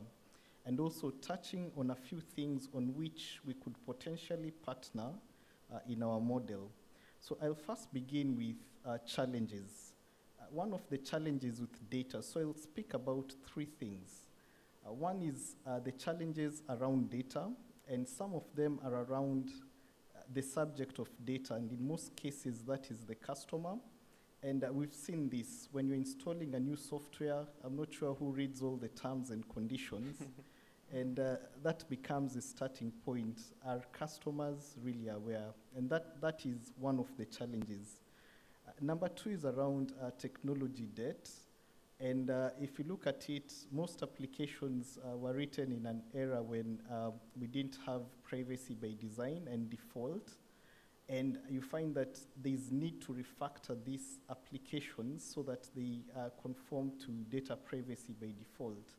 Now, some of the things you're seeing, the new trends are around privacy by design. The other bit is, of course, data doesn't exist in a vacuum. It exists in infra, in servers, as been mentioned by my fellow panelists. So there's an opportunity actually around setting up local infrastructure, especially for the big tech and the cloud providers, to ease in the journey of moving the data to more efficient cloud technologies. Alongside that, the other challenge is also the evolution of technologies. With 5G and IoT, you find that the volume, velocity of data is increasing, and do we have enough compute to take advantage of this data? So those are salient issues which are emerging. And an area which we are cognizant, especially, and where we are looking to really drive impact is you actually need skills to take advantage of data. And at Safaricom, actually, we are driving a big push to actually upskill in many other technical areas, but specifically focusing on data. And this is where the quadruple helix partnership comes in, so that we are able to upskill as many Kenyans to be able to take advantage of the data that is coming through the new skills. So this is an industry engagement, which I think after this we can talk more about it and see how we can go through it. Then the second thing I want to talk about is around innovation. And we're in the era of Web 3.0, hyper-personalization, and actually where the customer is in control of the data. There's increased intelligence that is happening, and I think as Safaricom, we are continuously evolving our network. So when you think about 5G, first of all, it shortens the time the data travels in the network, so you can be more agile in your innovations. It also increases the capacity so that you can handle more data at the same time. When you think about Daraja, which has over 49,000 accounts, then we are speaking of a platform that is pairing innovation with data. There's also M-Pesa mini apps, which provides a data platform which you can actually launch your application without the need of developing separately for different phone applications. So there's a lot that Safaricom has done, but there is much more that could be done. And I think here the rallying call is, even if you're in legal, even if you are in marketing, then there is a notion of one more skill. Tech is the one more skill, and more importantly, the rallying call is to have data as a one more skill in whichever profession you're doing. And as part of this, also sparring data through innovation. The last thing I want to talk about is around ethics and data. So data is a good tool. It can be used for both good and bad. And even in our program, as you go to universities, we interact with communities. We were at Pwani Innovation Week 2 weeks ago, engaging the community. We ran the FinTech Innovation Week previously. And what you're saying, we want to increase more of the good actors in this data space. And as we take the technical skills to institutions, we are not only talking about the hardcore technology skills, but also the soft skills. And ethics is very key. And as you're dealing with data, then ethics actually becomes your maker-checker to ensure that you are using data for the right purpose. So really excited and looking forward to how data will spur innovation and transform Kenya. Thank you. Thank you, Andrew, for those insights. I've just picked one, actually two, from where you left, ethics. And the second one, privacy by design. So on ethics, what comes to mind for most of us is those mobile money lending.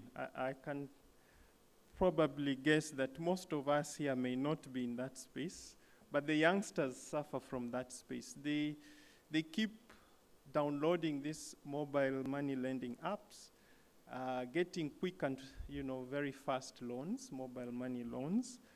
But when they default, the mobile money lenders go wild with their data. They start calling their grandmother, their girlfriends, their brothers, and sending messages to these people telling them, tell your relative here to pay us our 5,000 shillings, or we do X, Y, and Z. So these apps, what they're doing is once you install them, behind the scenes, they're actually harvesting your address book, and you're not aware.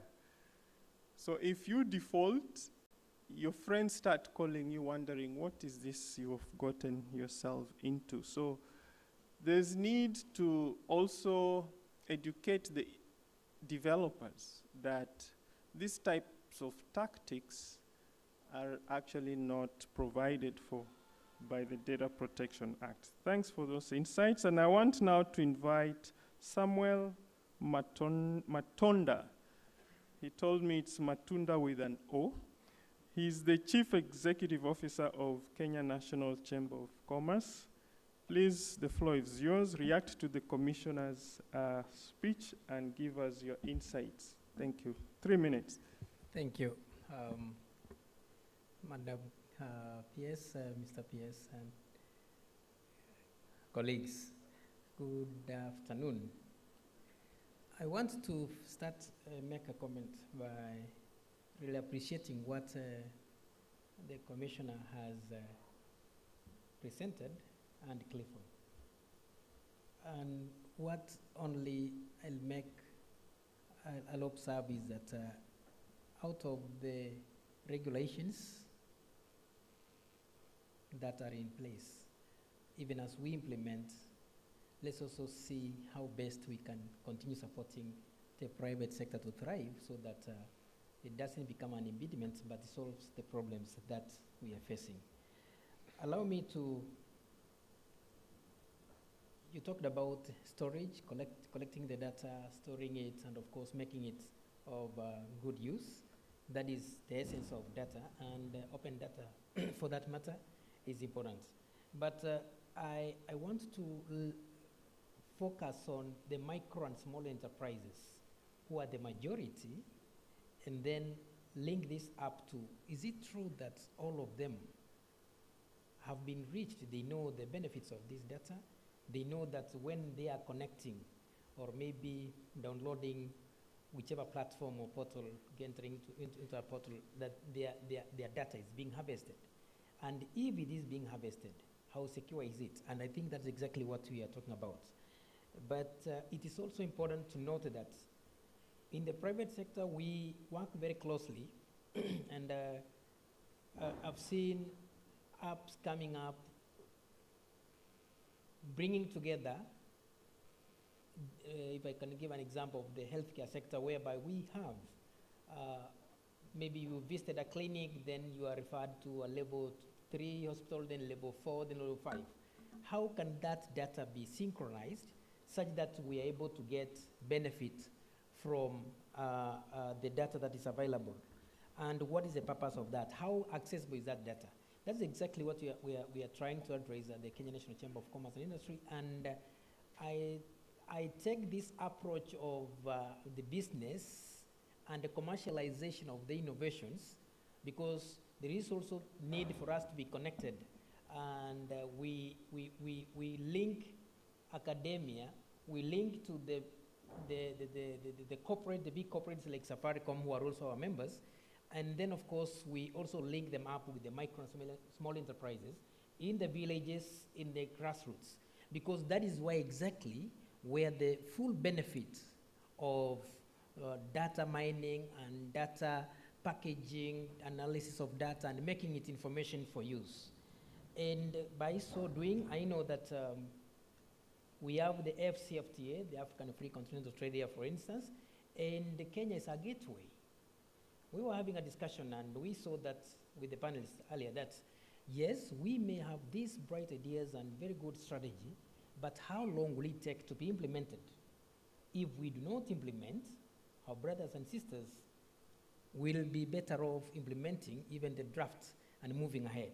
So that is something that we are really focusing on and saying, yes, when we are talking about data, availability of the data, the quality of the data, the usefulness of that, and then we build confidence and trust that even as we are being asked to provide data, it is for our own good.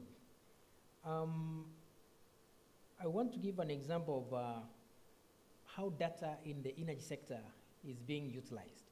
I know we have KPLC, and I'm seeing companies harvesting the information that is available with KPLC, for example, but now looking at the entire value chain in that energy sector and seeing where are we losing energy. Is it the fridge? Is it the lighting? Is it the sockets? Where are these leakages? But then now that data, there are companies that are coming up and collecting that data and building a history of consumption of that. And that helps even the entire sector, be it manufacturing sector, be it the hospitality sector, so you know exactly where do we reduce this. And then there is technology that's coming up about maybe solar and these other renewable energies.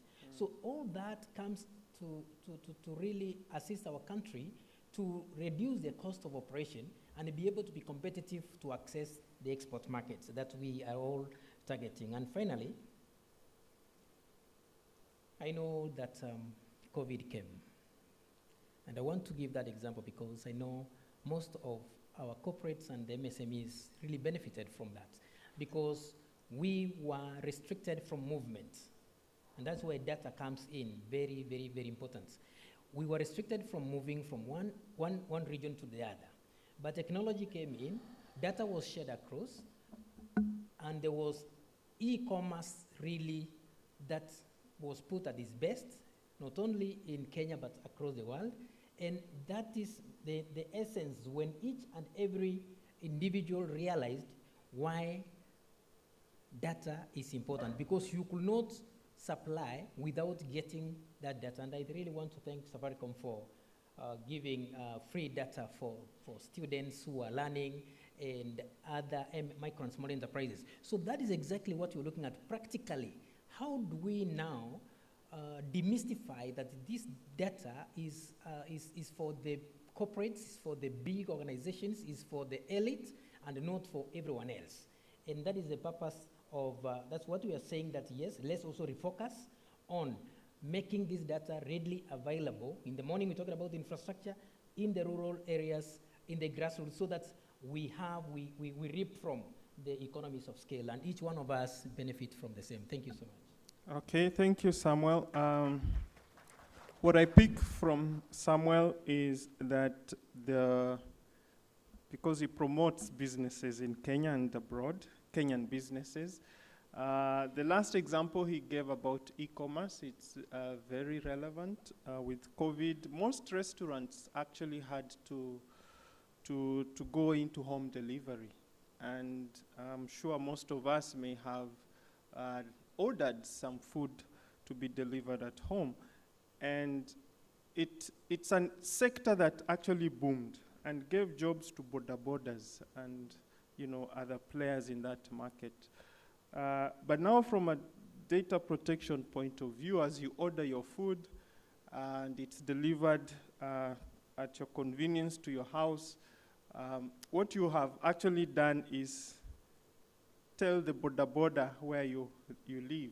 Well, not the border, but the owner of the delivery service has one extra data point about you. They know where you live. So as you enjoy the convenience of your food, you should also be concerned about how aware are these businesses in terms of ensuring that the data points they're collecting about us is actually safe and secure and it's not abused.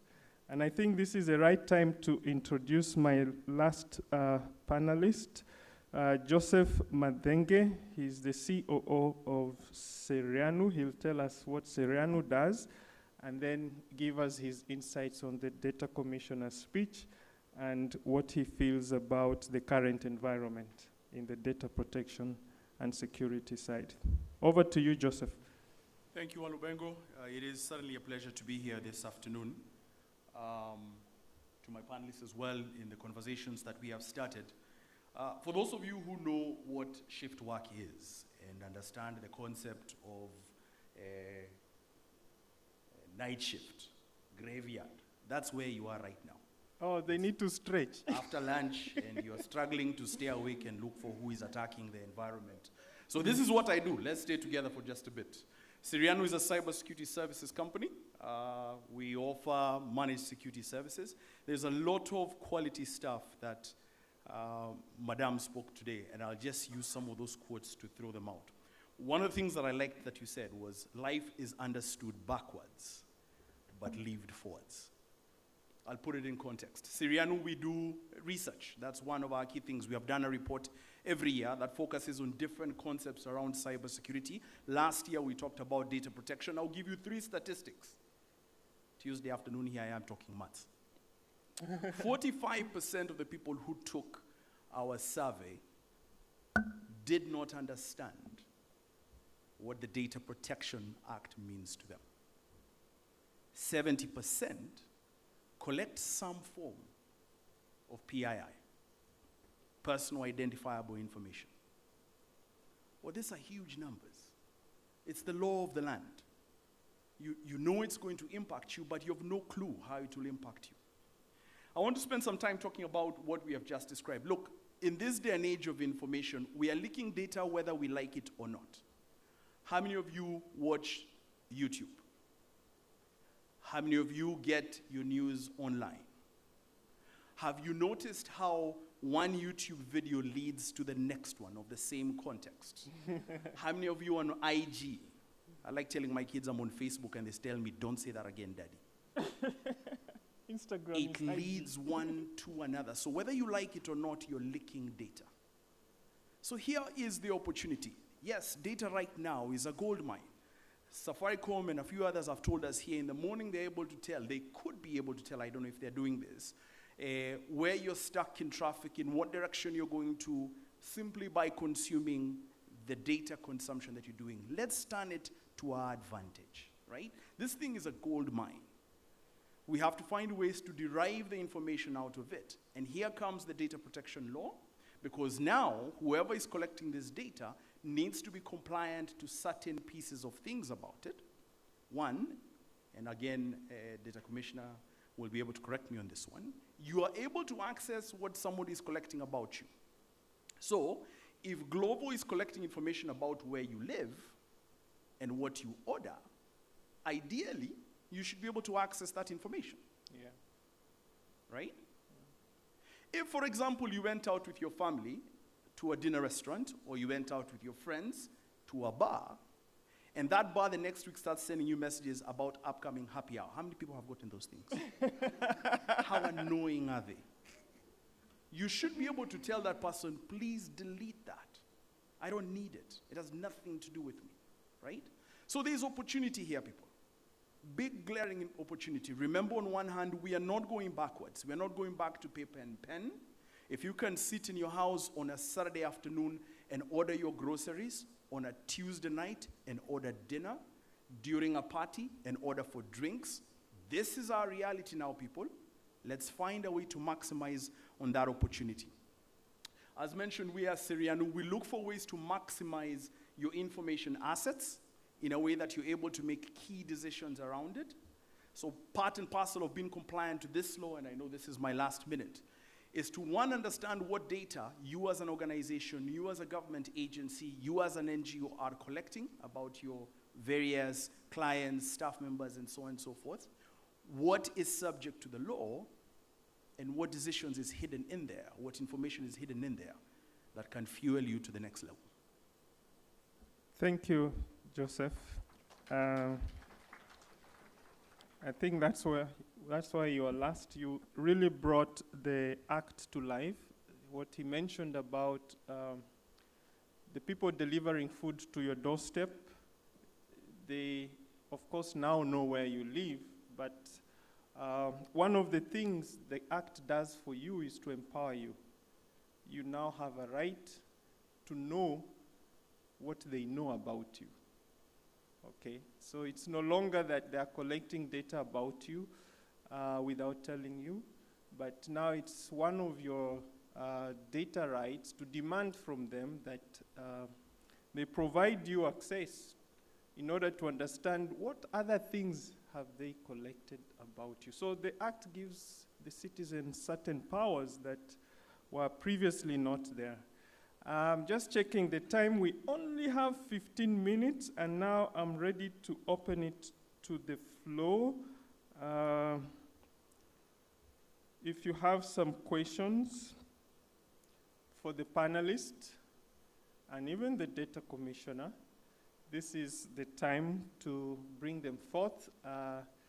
Let's have the first round of 4. She put up her hand first. Number 2, and then number 3. Any fourth one? Okay, let's deal with those 3.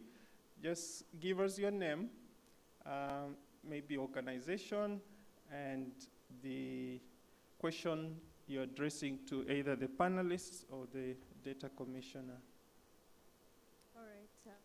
Sorry, if you could stand up, if you don't mind. I'm a mwalimu in my other life. Just stand up to project your voice better. Hello? Okay. So good afternoon. I'm Margaret Kimani. I'm actually an elder. I'm in investment banking. And my question is very straight to the point. The Data Protection Act sounds very nice. Should I say sexy? Very nice. But the point, I think I realized I had to read it last year because there's a policy I was actually pushing in the banking sector. Yeah.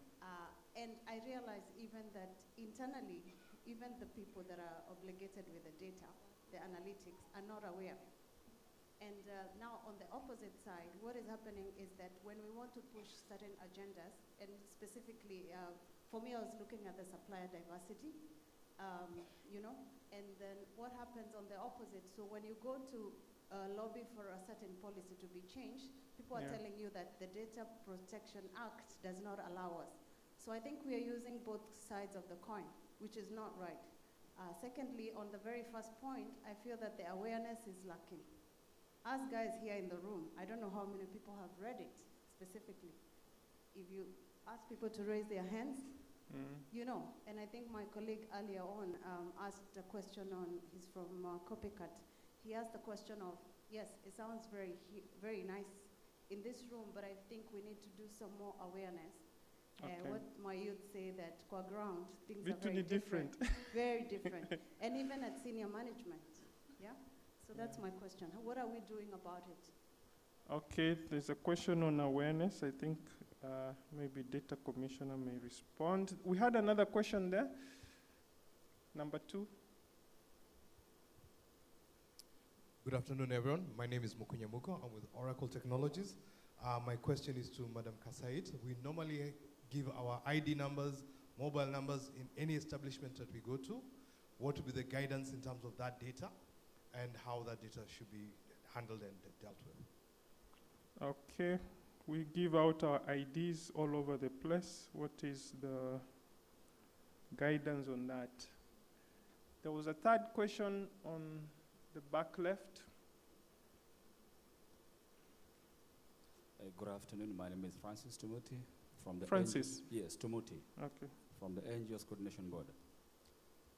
As I listened to the Data Protection Commissioner, and I appreciate her role, one thing came into my mind. In this room, when we live here and we are going to explore Diani, you will use a boda or a tuk-tuk, you'll go somewhere, buy something. You will pay by M-Pesa. Yeah. So by the end of this session, you'll have shared your full names and your number with more than 20 strangers. What they do with that detail is something different. And I don't know where they fall in this category of the data processors or data categories. As you're seated here, I've received about 4 messages by a certain, I don't know who it is, inviting me to go for their nominations tomorrow. Where they got my number, I don't know. But you can be sure this is something. It is something that is the purview of the Commission or even the service providers to go a notch higher. When I want to send money or pay by that, I can mask my number so that wherever I'm sending, if someone I don't know, I don't have to reveal my entire details. I can mask something. I throw that challenge to the floor. Okay, thank you, Francis. We have 3 questions. Some were comments, but they all seem to be heading to the Data Protection Commissioner. So, Madam Kasait, the first question was from, is it Kimani, Investment Banking, and she says she's trying to probably make some progress from where she sits, and she's finding people are not aware, or they are actually aware that there is a Data Protection Act, but they're saying we can't do X, Y, Z because of the act.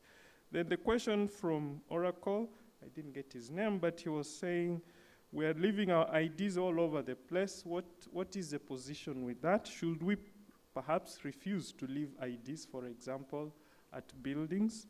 And the last bit from Francis, which maybe could also go to Safaricom. When we pay with our mobile money, the merchant, of course, is able to read our numbers and our names. And what they do with those details, nobody perhaps knows. So, Madam Kasait, if you can, where's the roaming? Okay, yeah, if you can respond to those issues. You could come up here and join us.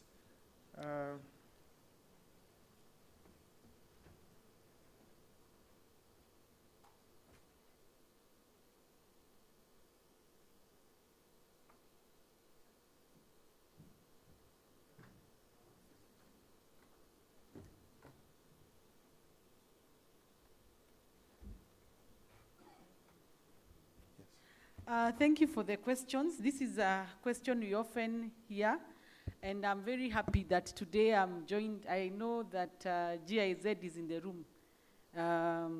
Part of the conversations we've been having with them, and they can hear them, is about 3, simplification of the regulations, awareness creation, research on sector-specific guidelines, and priorities on fintechs, telecos, health. Those are the priorities. And a part of the discussion, even with the American Chamber of Commerce, is how then do we simplify that? So I'm happy that they are present in the room, and that's part of the support that I'm sure they will be prioritizing. Coming to the concern about awareness, I think the matters of data protection, as you can hear from the room, have become so important, it's not possible to leave it to one institution. I'm not saying we are running away from our own responsibility, but to some extent, it's a shared responsibility. What has the Office of the Data Commissioner done? We've had an open door policy. We've tried as much as possible to attend webinars hosted by professional institutions. We've tried as much as possible to attend forums of this nature, and that's why I'm happy I'm here. We almost in every month we are in a forum just trying to explain data protection. It's nowhere near adequate. That's why we are happy to partner or share information as much as possible. 3, realizing the limitations in terms of our own capacity to be everywhere. We partnered with Kenya School of Government so that we are able to train TOTs and be able to get people to attend Kenya School of Government who we launched a curriculum on data protection. Why? We realized that data protection is so significant and therefore they need to expose government officials because they hold a lot of data. This is ongoing. Currently they have, in fact, I think I saw one of, I don't know if she's in the room, Vera from Kenya School of Government. They're receiving many requests. I would encourage a top management board, reasonably priced. They're not the only one. I know Strathmore is also offering, Kenya School of Law is also offering, another few institutions. We are partnering with Kenya School of Government. Please spare time. It's an opportunity for you to undertake that 5 days training so that at least at the board level, they're able to appreciate what data protection is about. And also, we are also in conversation with GIZ on simplifying high level at CEO's basis a 1-day training course So those are some of the efforts that were asked. The issue around access to building, again, this is a question I hear all the time. At our end, when we realize this is a concern, we are developing a guidance note on what to do when it comes to issues of access to building. They have a lawful basis, if I may clarify, that there's a lawful basis for collecting information when you enter buildings. The issue is about identifying yourself. And the next question is what policy framework they are putting to make sure that there's good data protection in as far as that is concerned. Like I said, it's a guidance note that is work in progress in as far as my office is concerned. I think the case that, the question by Francis on masking, I think I'll leave perhaps Andrew to respond to that. Thank you. Yes, Safaricom, deal with the M-Pesa question, please. Thank you. And I think I want to paint a global context as we are coming to address that question. I did mention something around Web 3.0. So in simple terms, is a hyper-intelligent, hyper-personalized internet. And we are increasingly going into what we call a metaverse. A metaverse, in simple terms, is the intermixing of both physical and digital worlds to an extent that you can't tell the difference between the two. Now, if you're living in an increasingly digital world, then your digital identity becomes almost like your lifeline, like part of your heart that is pumping. And at Safaricom, we're also cognizant of this. And we're actually implementing a couple of measures to actually address this. Number one is the masking of the information as you're sending M-Pesa. So this is something we're looking at from an innovation lens. It's feedback noted, and it's something that we are actively looking at exploring already. You can check through the service to check about your details. Already it's in place for those for whom it's active, and it's already coming into shape. Number two, we're also giving customers options on their hands so that you're able to control the promotional messages. At times, I spoke about customer education. Some customers could be enrolled to some promotional messages, and we're also giving them the option that they actually have control and they can cancel these messages. So we are cognizant of the global trends. Of course, M-Pesa started as a simple P2P, but now it's part of our daily lives. And really we are looking into it. Then there's a second question around which I'd like to address now from a national innovation context around leaving our details at gates everywhere we go. And I think the call to action and the question to pose, I think that's an innovation opportunity. That's $1 billion company in waiting for the person who can solve that problem, because innovation is about identifying a problem, looking at possible solutions, and actually implementing something that will solve that problem, not only for yourself, but for the rest of the country and the world. So my parting shot as well is on that concept, then that's an innovation opportunity. Let's innovate around that. Yep. Okay, thank you, Andrew, and Data Commissioner, for the response. I can see I have 3 minutes, but somebody has burning. If you allow us, maybe 5. Wow. Number 1, to the lady, 3. Huyu ni mwenyeji bwana. Where are we? Those 1, 2, please. The lady, 3, 4. Okay, 5 mwenyeji. Sawa, shoot. Yes, this question is addressing Madam Kasait, and it's about the third part. Please, your name and organization. Yes. So I go by the name of DJ, and DJ. I work for POA Internet. And the question is from Madam Kasait. It's about the third part of the DPA legislation that comes into play allegedly somewhere in July, you say, where it's about people having to pay for licenses and registration to get some money. You need to pay in order to become a data processor or the data controller. Isn't it smarter to get money from the people who abuse the Data Protection Act? So make the punishment for the people who are the wrongdoers. So if someone sends you unsolicited messages, punish them hard with cash where it hurts them the most. That's the way to make the money and to make the changes that are required. Okay, registration fee, that will go to Madam Kasait. Number 2, please. Yeah. Hello? Yeah, can hear you. Okay, thank you. Monica Moro, I'm a communication kind of specialist in the Ministry of ICT. I'm a government official. I want to commend Madam Kasaiti first for the tremendous work they are doing. They are young. They have done public participation and all that to create awareness. But my question to you, Madam, is we know, we always say as the Ministry of ICT, 75% of Kenya population is the youth. The youth are in the digital spaces. Yeah? So what aggressive campaigns are you intending to put in place first? Because you know the data protection issues are very complex. Kenyans don't like a lot of complex information.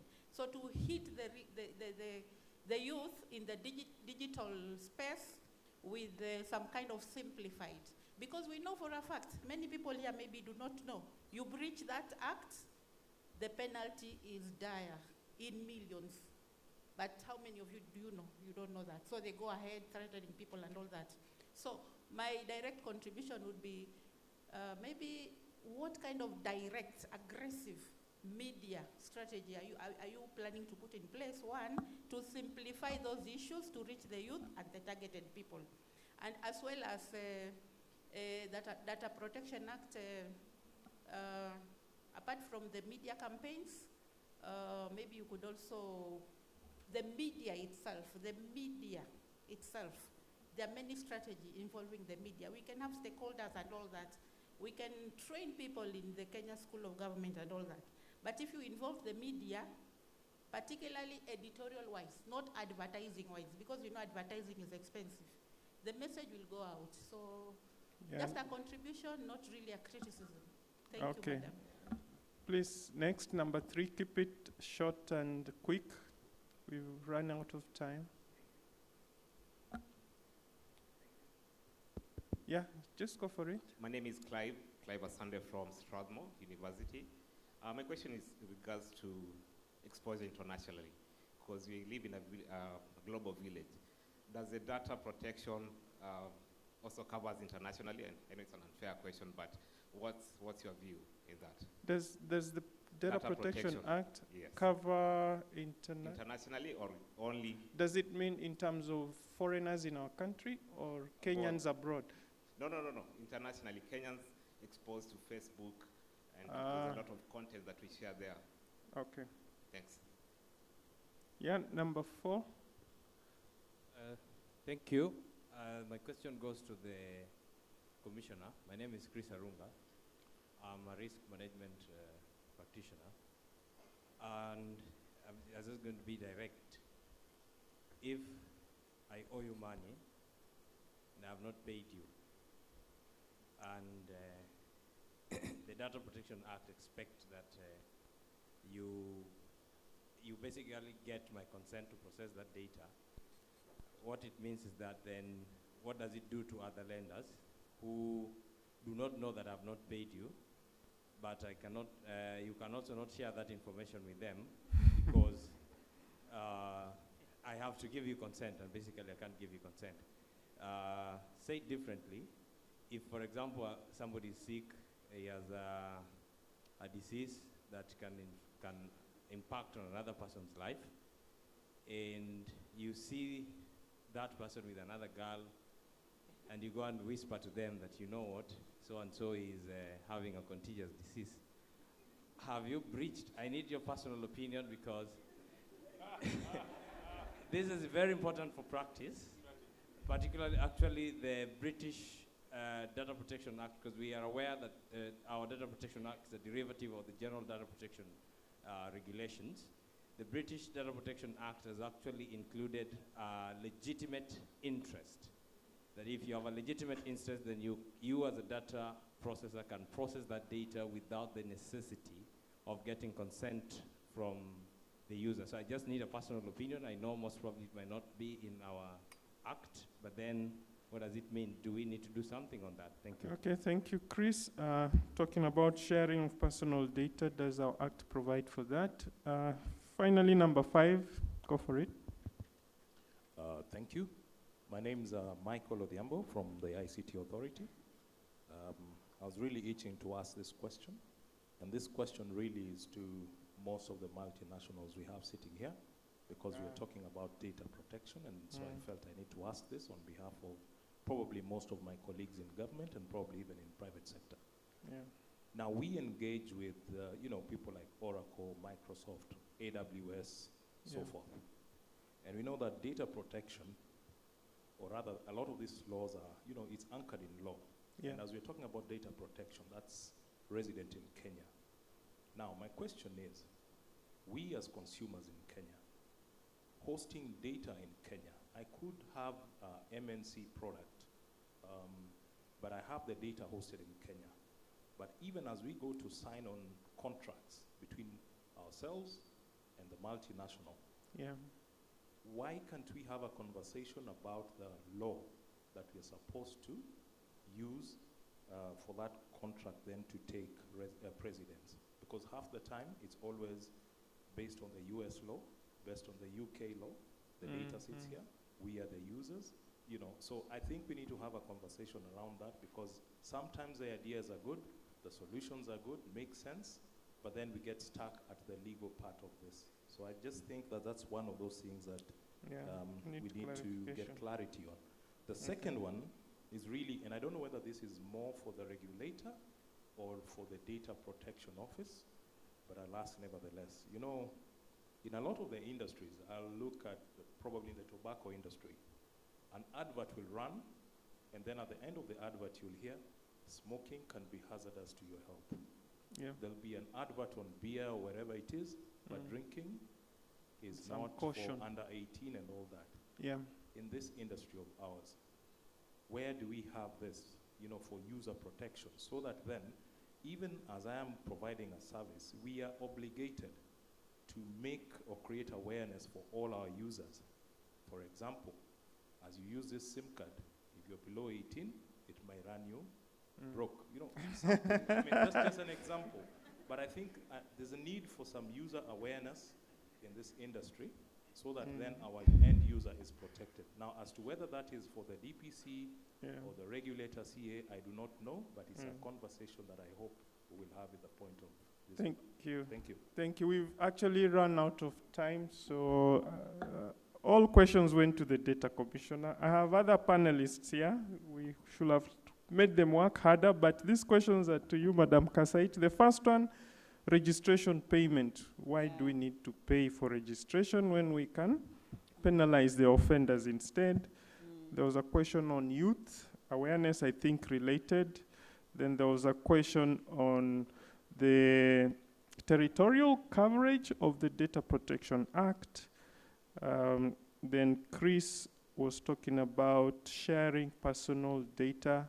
Is there a provision for those who have loaned you the money or lend you the money and you default? Can they share with CRB, for example, or does the Act, stop them? Finally, Mike, on cloud contracts, given the fact that the Act is very territorial, preferably wanting us to store the data locally, at what point, how do you reconcile those two and the need for caution? Over to you, Madam Kasait. Thank you, moderator. DJ, just to clarify, the fee charged is not meant to raise any money. It is a convenience fee, I would say. And we went through this during, I'm not sure if you participated in the public participation during the regulation development. We moved from what we quoted initially to almost half after public participation. We moved from registering annually to registering what is it called? After you register initially, you then come to renewal after 24 months. this was industry proposal. It was adopted wholly. In other jurisdictions, penalties, when you use penalties as a basis for raising fund, in fact, you have an opposite effect. Everybody goes under the ladder and nobody complies. It's tested in some European countries, it doesn't work. That's not to say we don't have penalties. There are penalties on breach. It's 1% of your revenue for the last audited account of 5 million. So that tag already exists, but it shouldn't be a basis of raising or fundraising. Because really, the whole idea around data, the whole concept around data protection has been discussed by my CS on numerous occasions, my PSs, is the issue around data becoming a cross-cutting issue and being able to be driving economy. So that's the whole essence of data protection. So the more people comply, the more we have ethical businesses, the more we are using data for the right purposes. So that fundraising for purposes of running the office is not one of the underlying pillars. Two, I'll quickly go to the question by Amos, DJ, on around the digital space and media. That's welcome feedback. Of course, any feedback in terms of enhancing this campaign is welcome.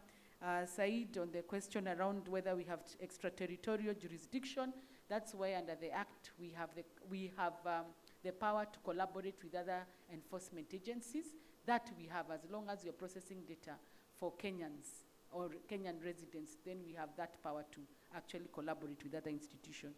Chris, legitimate interest remains one of the 9 reasons for processing data. This is a personal question, so I want to assume, moderator, I'm protected from answering personal questions. You can generalize. But a more serious note, there are 9 bases. Just to mention a few, legitimate interest is one that always businesses run to. Contractual obligation, lawful basis, consent. Those are just a few of the ways of processing data. So you just need perhaps to look at what makes sense for your business in terms of processing data. But remember, always the underlying issue is the right of the data subject should be the things that informs you how you run, how you process your personal data.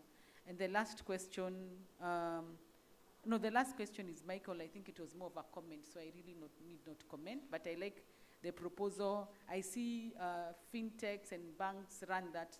We are governed by CBK. Perhaps it's an issue, and from what I understand, great ideas come from Connect. Yeah. And even Andrew has suggested there's a solution in terms of this. Why not perhaps come up with proposals on how then we make our marketing in messages more customer-centric, so that we are running that kind of an advert as one of the resolutions from Connect. Who knows, next year when we come here, we'll have enhanced awareness and also made sure that customers are aware of the effect of data protection. Thank you. Thank you for those comprehensive answers.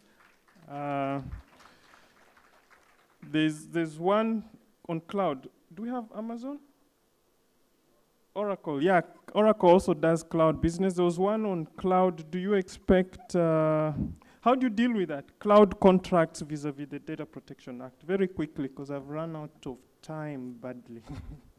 Okay, so number one, of course, we're always engaging with government when it comes to such conversations. We do have provisions that can enable, you still have your service running, and we have the contractual element as well, looked at with guidance from our corporate headquarters. So we always, have a forum where we can engage on making the contracts support the service that you need, but also where the applicable law should take precedence. But it's always conversations that we have. Thirdly, is that we also work with our partners. So there are discussions that can also be easily executed through our partners, even when you're doing contracts for cloud. And then we already have our agreements with those partners on how they provide that cloud service within this country. But the suggestion around continuing to have this engagement, because it does impact how some of the agencies do their contracts. At the government level, also there are agreements on what should be the area of jurisdiction for the contract. But these are conversations we're always having with guidance from our corporate head office as well. Okay. Yep, yeah. Now the floor. Sorry. Yeah. We also have my colleague from our office who wants to comment. Oh, she wants to chip in. Yeah. Okay, Yes. I'll allow. Good evening. Sorry to interrupt. I just wanted to respond to that specific question. My name is Hanifa Shakombo. I'm a senior legal manager for Oracle, so I can speak to the contracts. So in terms of the cloud services that we provide, we act as a data processor for our customers who are the data controllers. We operate as a multinational. We operate in many jurisdictions with varying data protection laws, which of course we recognize. And so in our contracts, we actually acknowledge that our processing of that data is subject to local laws, right? Okay. And we provide that we will comply, and we expect our customers to also comply as the data controller with our respective obligations that are imposed in applicable laws, which would include local laws. So that would not be an issue for Oracle in terms of complying with the Kenya Data Protection Act, insofar as we are processing data for Kenyan citizens. Okay, thanks a lot for that clarification. I think I want to hand over to the MC. My job is over and done with. Thank you.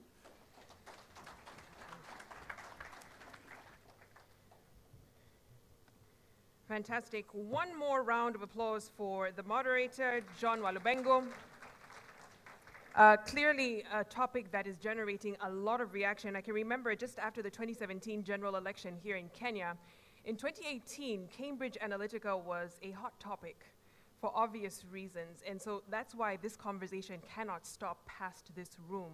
When you think about clicks being converted to votes, it's a serious issue. And who would have thought rather that Mushene would be a breach of data rights? Now I have to be careful what I say, to different individuals. But thank you so much, John, for a wonderful discussion throughout this session. Now, we want to thank the panelists and speakers from these sessions. I want to request, Madam Kasait, if you can head over to stage left as we get the gift bags ready. There they are. And we will recognize each of the panelists. Fantastic. So I want to begin with Joseph Madenge from Seriano. Thank you so much. And reminding us how much we can waste time on YouTube. Before you know it, you'll spend 3 hours on that rabbit hole of videos. Thank you so much for your contributions today. Wonderful. Photogs capturing the moment. Thank you. May take your seat. Next, Samuel Matonda, CEO of the Kenya National Chamber of Commerce. Thank you for joining us this afternoon, now evening. We appreciate all of your contributions today. Wonderful. I'd like to call on Andrew Masila from Safaricom to make his way up. Thank you. We can give him a round of applause. Wasn't easy being up here and giving such fantastic insights. Thank you. Next, Chris Makua from Oracle.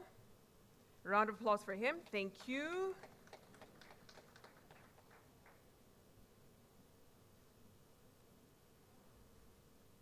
And our speaker who helped to set the tone, Clifford Okembo, CEO of the Environmental Systems Research Institute. Thank you so much. You can make your way up to receive your gift. And really appreciate the conversations. And of course, we can keep it going. We have several activities still lined up for the evening that will encourage you to take a part in. We cannot forget our moderator of the day, Mr. John Walubengo. Thank you for steering the conversation today. Elicited a lot of questions for Madam Kasait, who will be our final recipient for her gift. So we'll do the same thing we did in the last session. John, if you can stay right there, we'll do a switcheroo, and we'll have you give the gift to Madam Kasait. Thank you. Fantastic. Thank you so much to the Data Commissioner and for taking on the questions and queries on data. Wonderful. I'll have the panelists take their seats. Thank you so much. You have been so gracious to give us your time and your thoughts. All right, so just before we break, it is now 5:40, and we are just about to segue into the cocktail, which I understand is underway. So this will be at Bustani. So the same area where we had lunch this afternoon is where the cocktail will be, and that is being sponsored by Safaricom. That will run until 7:30 and will flow right into dinner. Still at Bustani, and that will be courtesy of Telcom Kenya. And then after that, at 9 p.m., if you have any more energy, there will be a fireside chat, and that will be courtesy of Dimensions Data and Dell, and the day wraps up from there. But we will be hopeful to see you tomorrow morning here. The track for Wednesday, I beg your pardon, will be digital services and skills, lots of discussions, and key ICT minds sharing their thoughts. Thank you so much. It's been an absolute pleasure being your host for today. Have a lovely evening. Bye for now.